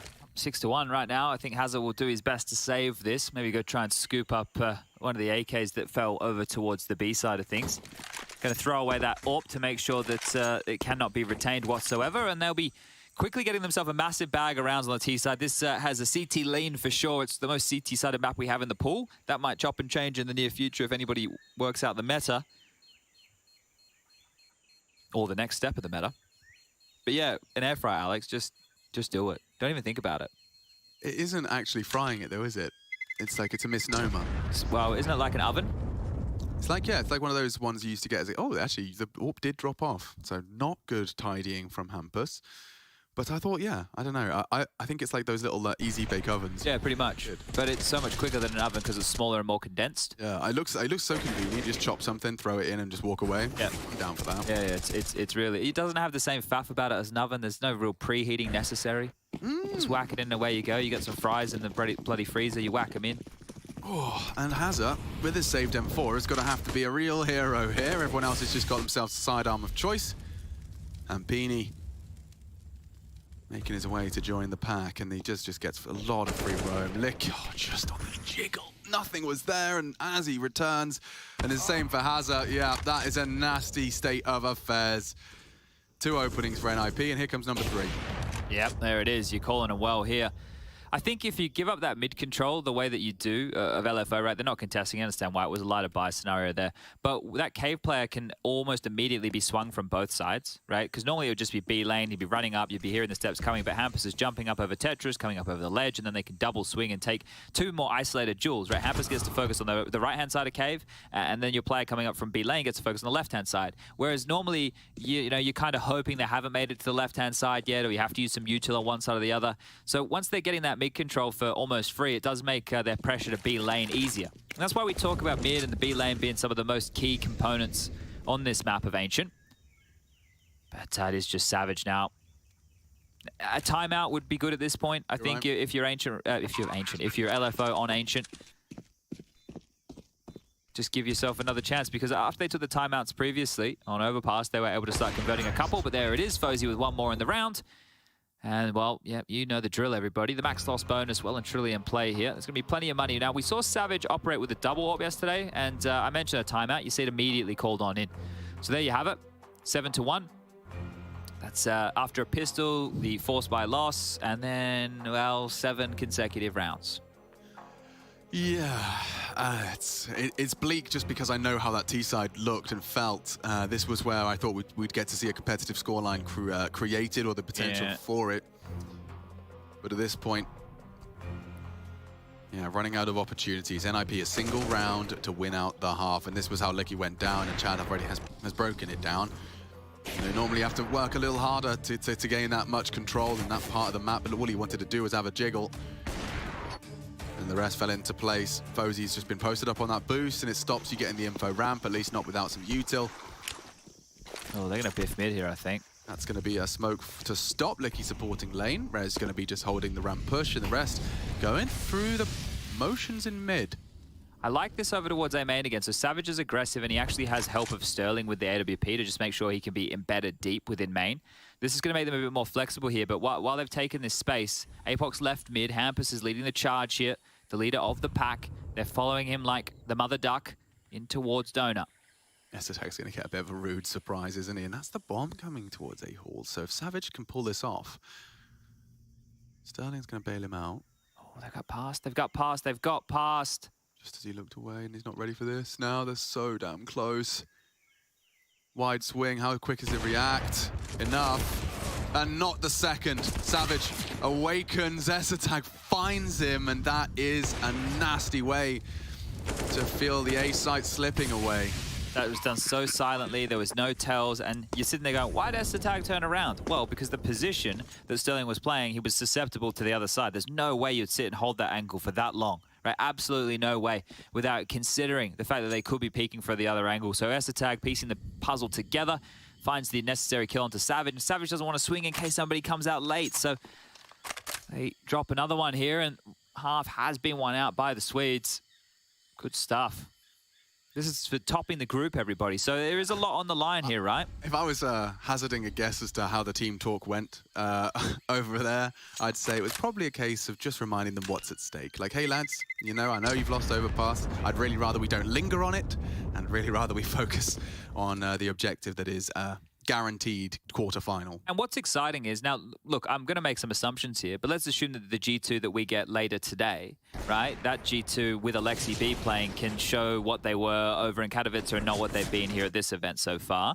And that would mean that if they win against Entropic, they have a matchup against NIP tomorrow. And with NIP playing in this form and G2 maybe back on some good form, that would make for a great final match of the group here. Now, obviously, we would know for NIP that it wouldn't mean an awful lot, but to see G2 and these teams go toe-to-toe, I'm sure Hampus isn't the type of guy who, he doesn't seem like a man who likes losing. Far from it. Whereas for LFO, tomorrow they will have to take on Mouse, so they will be going up against Dexter on the other side of things, and that would mean our remaining matchup for tomorrow night, all which will be played at 7:30 p.m. as Entropic versus fnatic, and that one there could also be deciding the final team of the group. So going to be quite curious to see which of the 4 teams can make it on through to join NIP. It's only 2 available, so only 50% of that field will be able to make their way through. But here we go. Default's been done. Space now being crept out mid again, and so much room to work with. Very just keeping deep it red quiet. smoke. You know, this is what Hampus was telling us about, that they've got a deeper smoke now enabling you to swing left and right of it into the red room. Sterling gambles and they can just go through. Left or right, Sterling hears them. He's ready for a fight and just overrun. You know, this is a bulldozer right now. It's looking very isolate for Savage. He's got so much to worry about. He's so vulnerable to the fade as well from Esatag, who takes contact first. So procedural, they get info, they take multiple peeks. It's so oppressive. You've got nothing left. And very little chance to really take a fight as a unit. Hazard's already caught one through the walls. Fozy doesn't let that go. It's his 11th frag at the top of the scoreboard here, standing in last minute and remaining a threat. NIP 9, LFO what? Yeah. Might want to see him try for B lane aggressive, right? Like, it's understandable so that, you know, you're getting smoked off in cave and they're taking mid control. You did try the A main aggression, it didn't work. You've gone for a couple of aggressive mid plays and like Apoc got found out doing that Mopos smoke. So they're running out of aggressive maneuvers. I guess the option could be to try something a little bit more outside of the box. So you could do it when they do go for the mid control. You can have somebody flashing and have multiple players try and push through, but they did try that and Hampus caught them out on an eco. So I'm kind of just going through the laundry list, and I'm sure the LFO are as well. Well, that's some damage done. That's going to keep Hampus at bay for now. And it's a crossfire here. Hazard joined with Licky, and there's some aggression. Here we go. Yeah, Rez is... Oh, Hampus. Oh, that's so cheeky, man. You go all the way back and still hit that bang? Just a wall bang. Absolute cheek law right there. It's actually worked out. Yeah, if there's no death on Licky... Oh, and Hazard through the smoke as it fades. Here's the pinpoint. He could have caught another. But yeah, why not? Let's gamble. Savage, Apoc a flasher, on the way. Here it comes. Oh. Flash, Licky's down, up to Savage, and he's having a struggle. Maybe Apoc can at least deter the plan, and it's Fozy that's bringing it in now. They've already got Rez posted, Polopsky looking as well towards the triangle. Oh, great. He's taken down Rez, and he snaps into Polopsky, nearly three. Far off. Esatag reveals himself and still hits the secondary shot, so it does shape up nicely. NIP react and recover. Well, they're just walking this one home, aren't they? Yeah. Only... We can't talk about burgers, though, Chad. Why? Because someone didn't like it. Oh. Do they talk about the game, you idiot. Do they not like burgers? No, don't worry about that, Alex. It's too early to worry about that stuff. It's too early. It's too early. Don't worry about that. I've become more immune to it these days. I get it out on Twitter. I just don't tweet anything anymore. Yeah, well, that's safe too. That way you don't have people saying stuff. I wish I had someone who could like manage my Twitter and just mute all the people for me. Okay, I'm sure that's something we could look into. And there's some aggression. You want it, you get it. Licky, however, is punished. It's Rez that's posted up, and that is a recurring theme here. Hazard trying to find the trade, but there's always a contingency deployed. This time it was Fozy catching Hazard's ramp walk. Apoc and Sterling hanging out as well in the back of a Camino. As a kid was a skid. Esatag does get it easy peasy. And we get to see Sterling. You know, he's a bit of a Deagle player, Chad. Oh, he is. He is indeed. But in a 1-on-4, this is where the Deagle has to catch fire, and he doesn't have the blaze. So he's going to have to do it with the Prince stream. And fortunately for him, there is a stream on Ancient. So it's all coming together here. I don't know how the leaps of logic got there, but it made somewhat of sense. So aware. Esatag executes 11-1. And NIP definitely making a strong case for top of the group here. To recap how they got here, let's have a look. The first game was against Maus, which was where we saw that was like a... we think we casted that one, but that was when we saw Maus essentially look like a little like it was a harder work than it was over in Katowice, but they have since definitely started to make a strong case. NBK's been having somewhat of a renaissance over here at Pro League. Yeah, that was yesterday. They dropped Vertigo, right? So that was they chose Vertigo. They dropped the ball. Today they dropped the ball on their own map choice as well for NIP. So if we're going to critique anything, it would just be maybe not converting the maps they picked on into.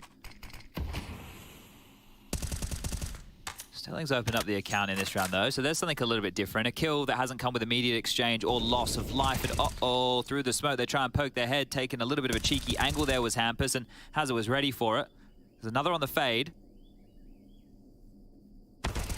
Oh, he's done well. Ready, set for success. Esatag and Rez, though, a 2v5 shortly becomes a 1v5. Well, this is the second round, right? Hey, look, I'm not gonna lie to everybody. Even if they get 11-4 on the CT side, it's still gonna be so difficult. Like Alex was speaking about what we saw yesterday from them on Ancient against Entropic, and it was look, they had executes, they had set pieces. It was just more about how they were deployed. If they could do it a little bit more how they did it on Overpass by, you know, collecting some map control first before full committing, then we might see it get a little bit more exciting. But this is good. A second round, just for they're all about the learning experience here. For NIP, all about just, well, giving them a hard lesson. Sterling going to be able to find another opening to open the account. This was the little double kill from Hazard here, so you can see Hampus going for one of his usual little tricks.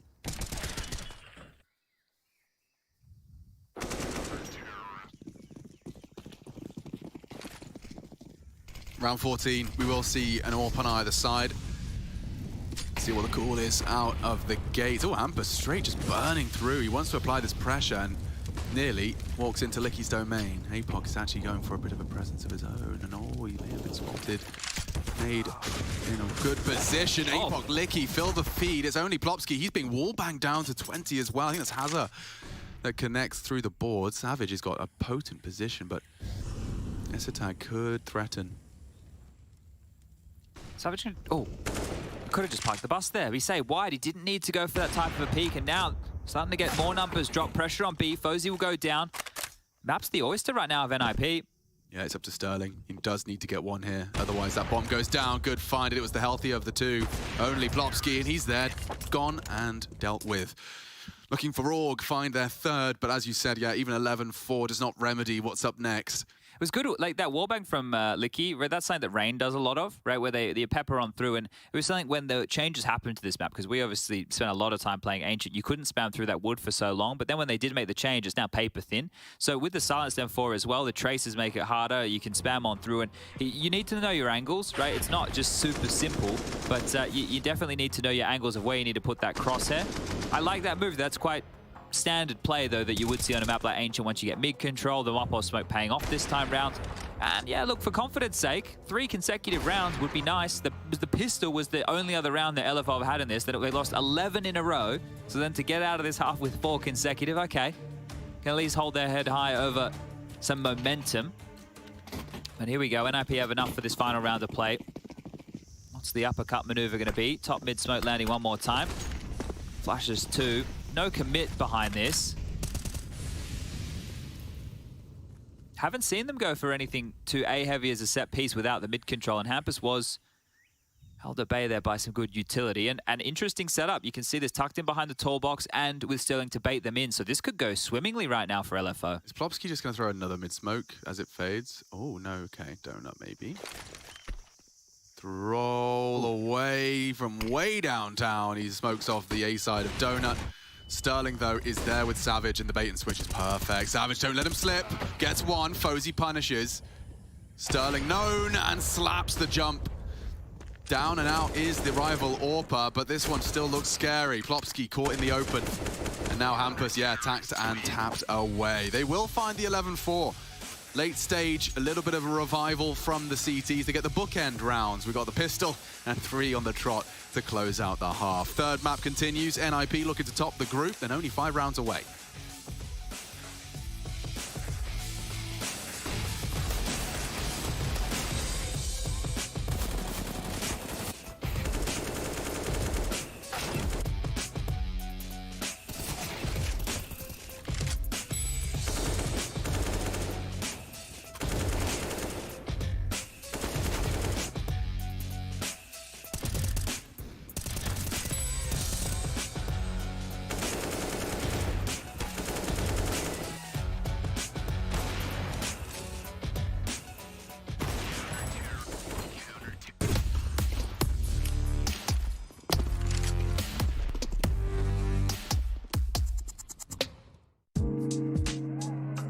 Hey Future Pros!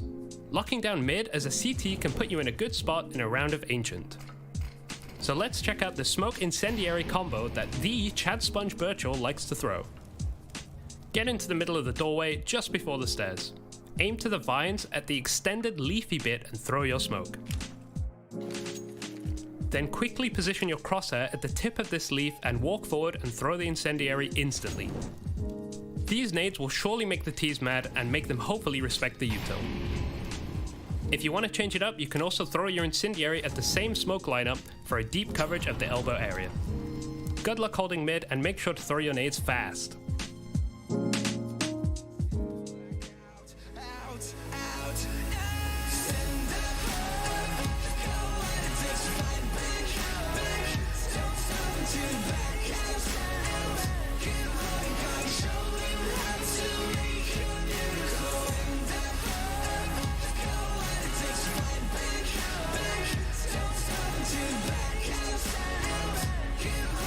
Show him how to make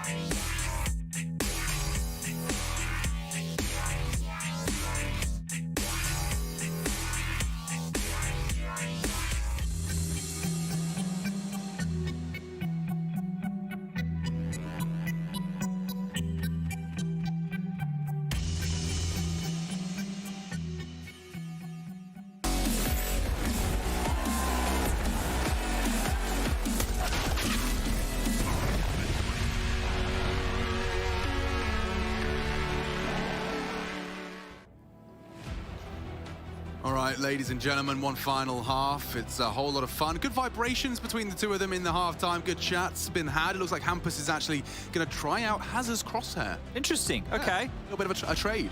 Why not? Just give it a bit of a go. Good luck, have funs in the chat, and we are ready to see how this one shapes on up. Sterling given the credit of being one of the best pistol players for the boys, and he isn't going to be equipped with that P250, but we do see some util. They're going to be throwing out a good look, I hope. Any T rounds we see from LFO is progress and also damn good to throw in the pocket for some demo review. Well, no fake this time. Remember, yesterday they tried the fake with APOC. It was a little bit telling, wasn't it? Flash. So what a perfect counter to an all-in B is have someone ready close and a flash when he wants it. Here they come. Let's see when Fozy throws his flash. They're still going to be smoked off there. Tag might have to go through if he wants to biff. It looks good. They're all there. They're all doing the flashbang dance. Look how long he's got the hang time for him to pick a target. Oh. And there's more where that came from. They've actually managed to evenly trade, so you've got to give him credit. Would love a plant. Getting a plant. Licky caught jumping. Oh. You rascal. He gets him straight through the boards on the first click. Deary me, Hampus, be nice. Give him the chance to plant at least, my friend. But there it is, 12 now. NIP just 4 more rounds away. What a smile on the face. What a naughty way to deny a 3v3. Like, it looked... We had an even fight there, and then Hampus decided we didn't. Just the 1 bullet necessary. We'll deny that, won't we? Okay, well, the bomb didn't go down, so likely here to see the LFO economical. And I feel like APOC's come into this event and gone, guys, I have to get 1 Zeus kill. I just want 1. Just 1. Oh, Licky's joining the fun too. All right. Might get 2 chances to make the noise. He hasn't managed yet, but that's not going to stop him from trying. Maybe it's Plopsky, his next victim, as he burns. He actually walks in the flame. What are you up to, mate? 14 HP, it's fine, he's alive. He doesn't need anything more than 1 to make this one work. That's right. Is how greedy does Plopsky get? I just don't see a world where Plopsky walks around this corner. Hello. Hello. Wait, how does Mission Impossible go again? Dun dun dun dun dun dun dun dun dun dun dun dun dun dun dun. Bump. Cool. Yeah. Yep. And James Bond is... Yeah, that one always eludes me. It does, yeah. I gotta go back to the game. GoldenEye on the N64.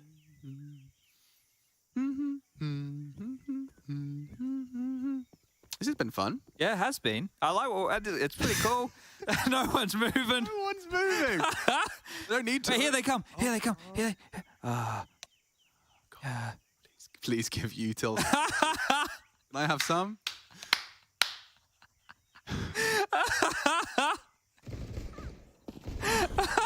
They're letting him in. Oh! There it is. He got it. He waited. He got it. That's what we were waiting for, ladies and gentlemen. And APOC knows. He does it again. He does what he's come to do. Again and again and again. Oh, my Lord. That little chat, guys, I recommend social media, someone rush, take a screenshot, get it on the socials. That was so funny.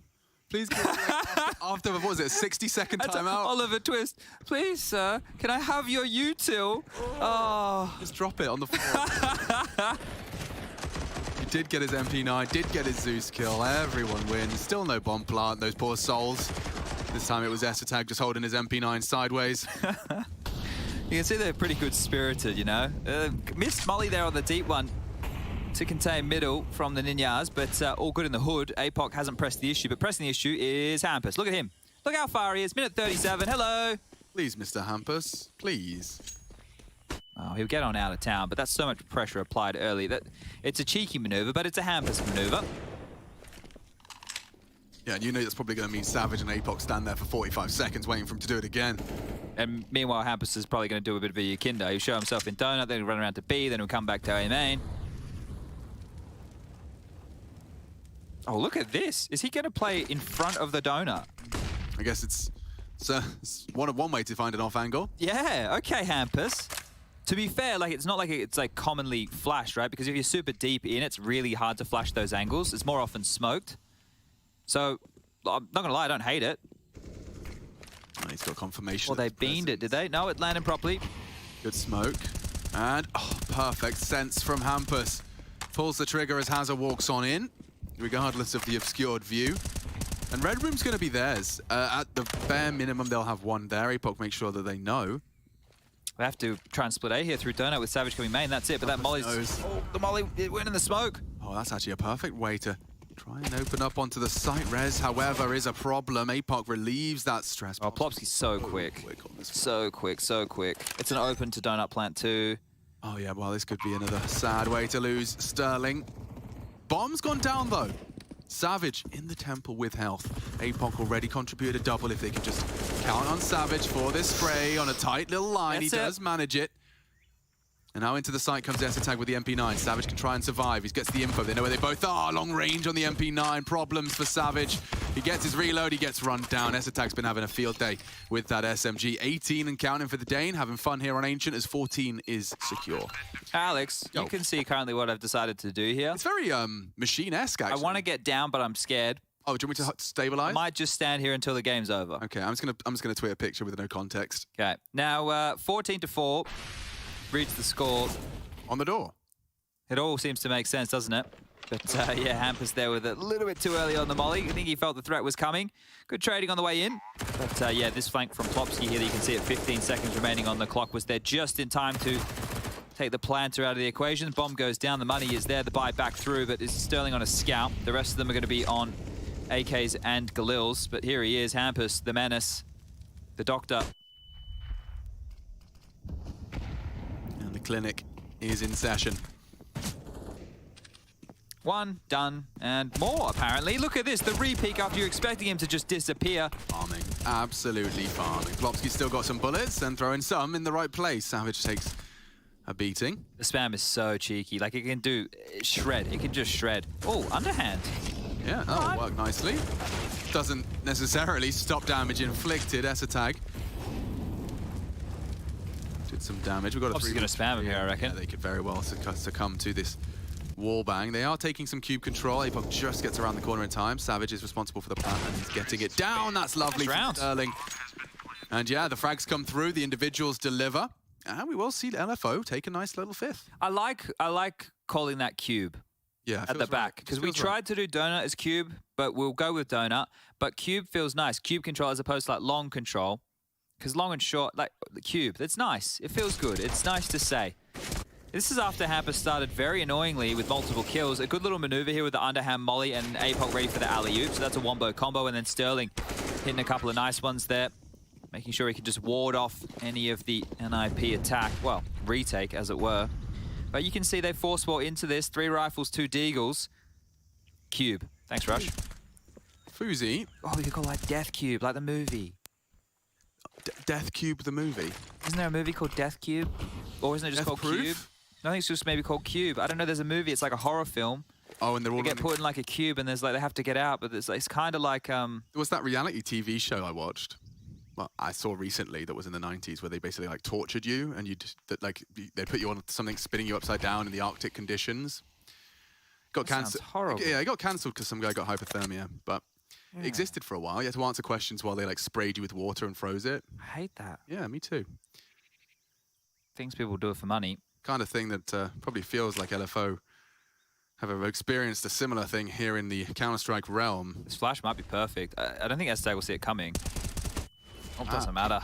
Yeah, just a little ahead of it, and there's a nice 2-man setup here to pick up the pieces of this side of the map. I do think there is definitely like a lot of strength to be had in CTs taking this part of the map, taking lane and owning lane. It really, really makes the map feel small. But that flash there was great from them, right? It was one way to come back in, but you have to still account for left, straight ahead, then the pocket, which is up towards like the B lane to the right, and then the hard right? It's a lot of angles to clear, so...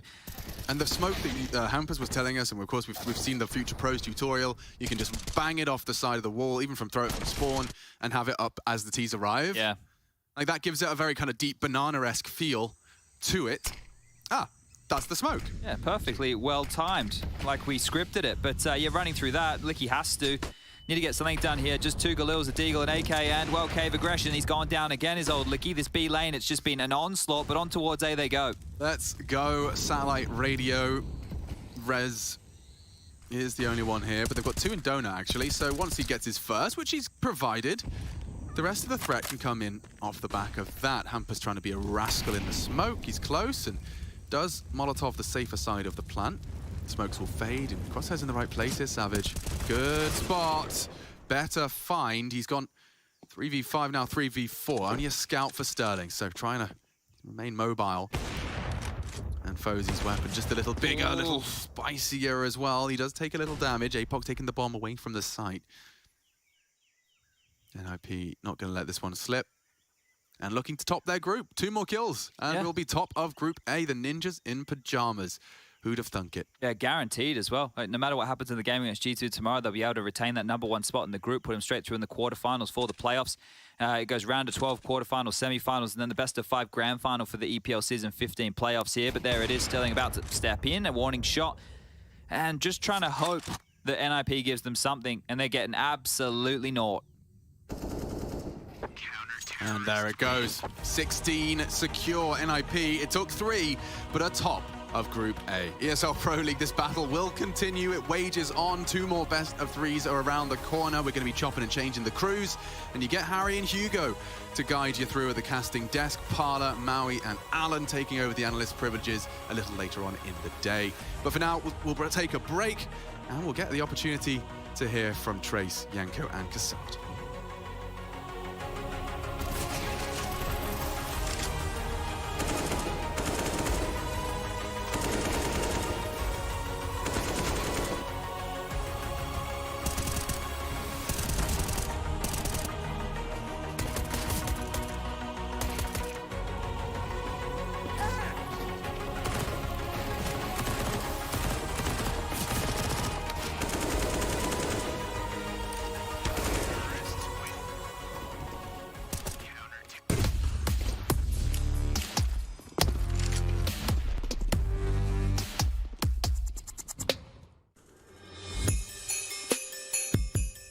Hey Future Pros! Back to Ancient with a basic B-side execute you can throw with a little help from your friends. For this execute you will need 2 smokes, 2 flashes and 1 molly. Ask very kindly for your teammate to drop their smoke into this corner, and when you're ready, get into the corner too. To throw your first smoke, aim in the middle of the doorway in the middle of these bricks. Then jump throw the smoke. This will smoke off the left side of site.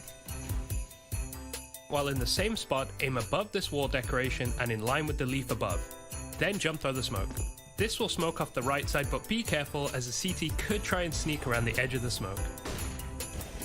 To throw your molly, aim at this part of the door along this point.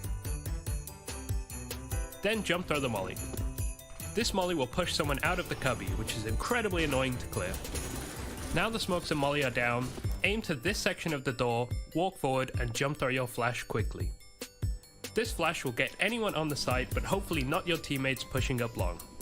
Finally, throw your last flash over the triangle to stop someone from spraying through the long smoke and further blind anyone looking at the ramp. And that's it, pretty easy, and remember, just go B.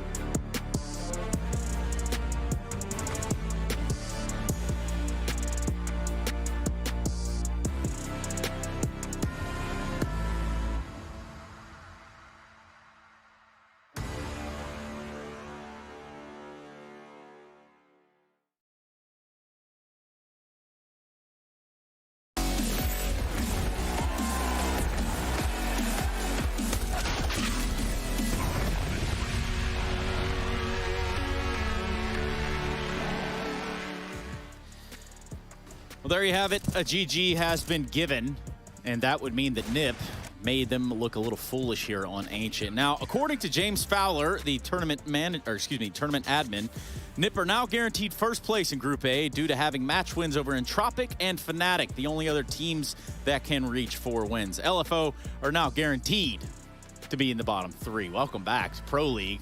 Rough intro here for LFO, but I think that, you know, they've probably turned some heads. Now, of course, Yanko and Kassad may think a little differently than that. Well, I mean, they had a good overpass. I think that's going to be the focus for this series. And for LFO, that's when things kind of, you know, click for them and everything falls into place. But you could see as soon as they, you know, start having some issues on Ancient, you could tell like they're not as comfortable on that map. And it was just, you know, the 11-round run from NIP was too much. It's more than that. I mean, you can see on the CT side, they had no control over middle at all. I think Chad was saying it as well. It's like, that's one of the most important things if you have a successful CT set, because if you lose the control of that part of the map, then you are open to all kind of splits, right? And then smart team like NIP is going to use that. You can maybe run that against some weaker opponents, somebody who doesn't have the depth, you know, to use that advantage over you. But NIP is a team that's just going to use it against you, and then they did. And it's 11 rounds on the T side, just way too much on a map like on Ancient, which is now heavily CT sided. Yeah, just, I mean, it's highlight after highlight here for Nip. And that's kind of to be expected with the scoreline. Yeah, and also, you know, you give so much control, then you're forced to do some other things, right? Go for different pushes, information plays, which are more easily punished by the Ts in that sort of a situation. And yeah, the reason why NIP is, you know, so good on the map, or why they picked it all the time, is because they were able to adjust on the fly. Like, they didn't even need to prepare that much for opponents. They just knew what were the set moves, the most common plays, and just depending on what the opponents do, they would adjust and go the other way. It's just so much space taken from them basically for free. Just a magic molly, house smoke, couple of flashes, and you're completely out on the middle, and that's it. Yeah, that is it. I mean, for LFO, it is unfortunate. You start to think about, yeah, it's bottom 3. Do you think they made enough of a presence here? Do overall, and so far? Well, some better teams got with 0 maps in the last season, so. Yeah. G2. Anyway, Group A looked like this. G2 currently one-upping themselves from last season. 1-2 down there at the very bottom. 0-4 for LFO. NIP now secure the group comfortably, I think. Yeah, they're decided #1 spot. And for LFO, I mean, what you asked, you know, obviously for us, it's not going to matter much, right? Where we're looking at who's going to go all the way, who's going to win the whole thing. But I think for them, obviously from their own perspective, it's been, you know, a very good experience, a learning experience, right? Getting a chance to compete with some of the best teams, best players in the world, to see where you're at, see the things that you need to work on. And now you just need to take those lessons home and try to build on it. Still one more game, and then a bunch of things to review, and then, you know, make a plan for the rest of the season. Yeah, kind of figure it out as you go. For us, we're going to go down and get an exit interview for LFO. It's going to be from Savage. We already had an interview with Savage Senior. Now it's time to make one with Savage Junior.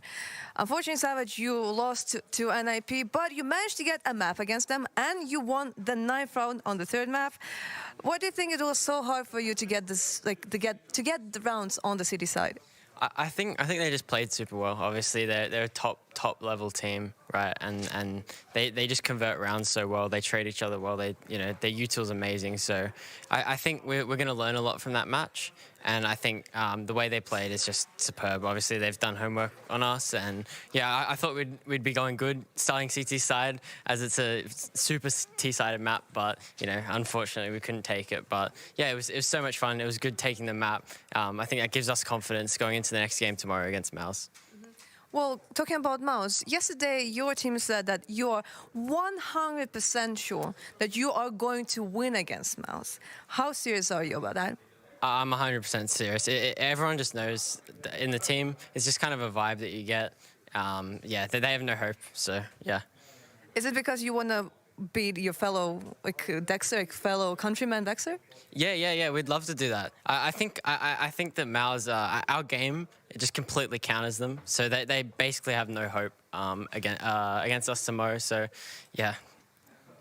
All right, then I'm looking forward to see that match. Thank you very much, Savage. No worries. If you told me that he learned how to do interviews from his pops, I'd believe that.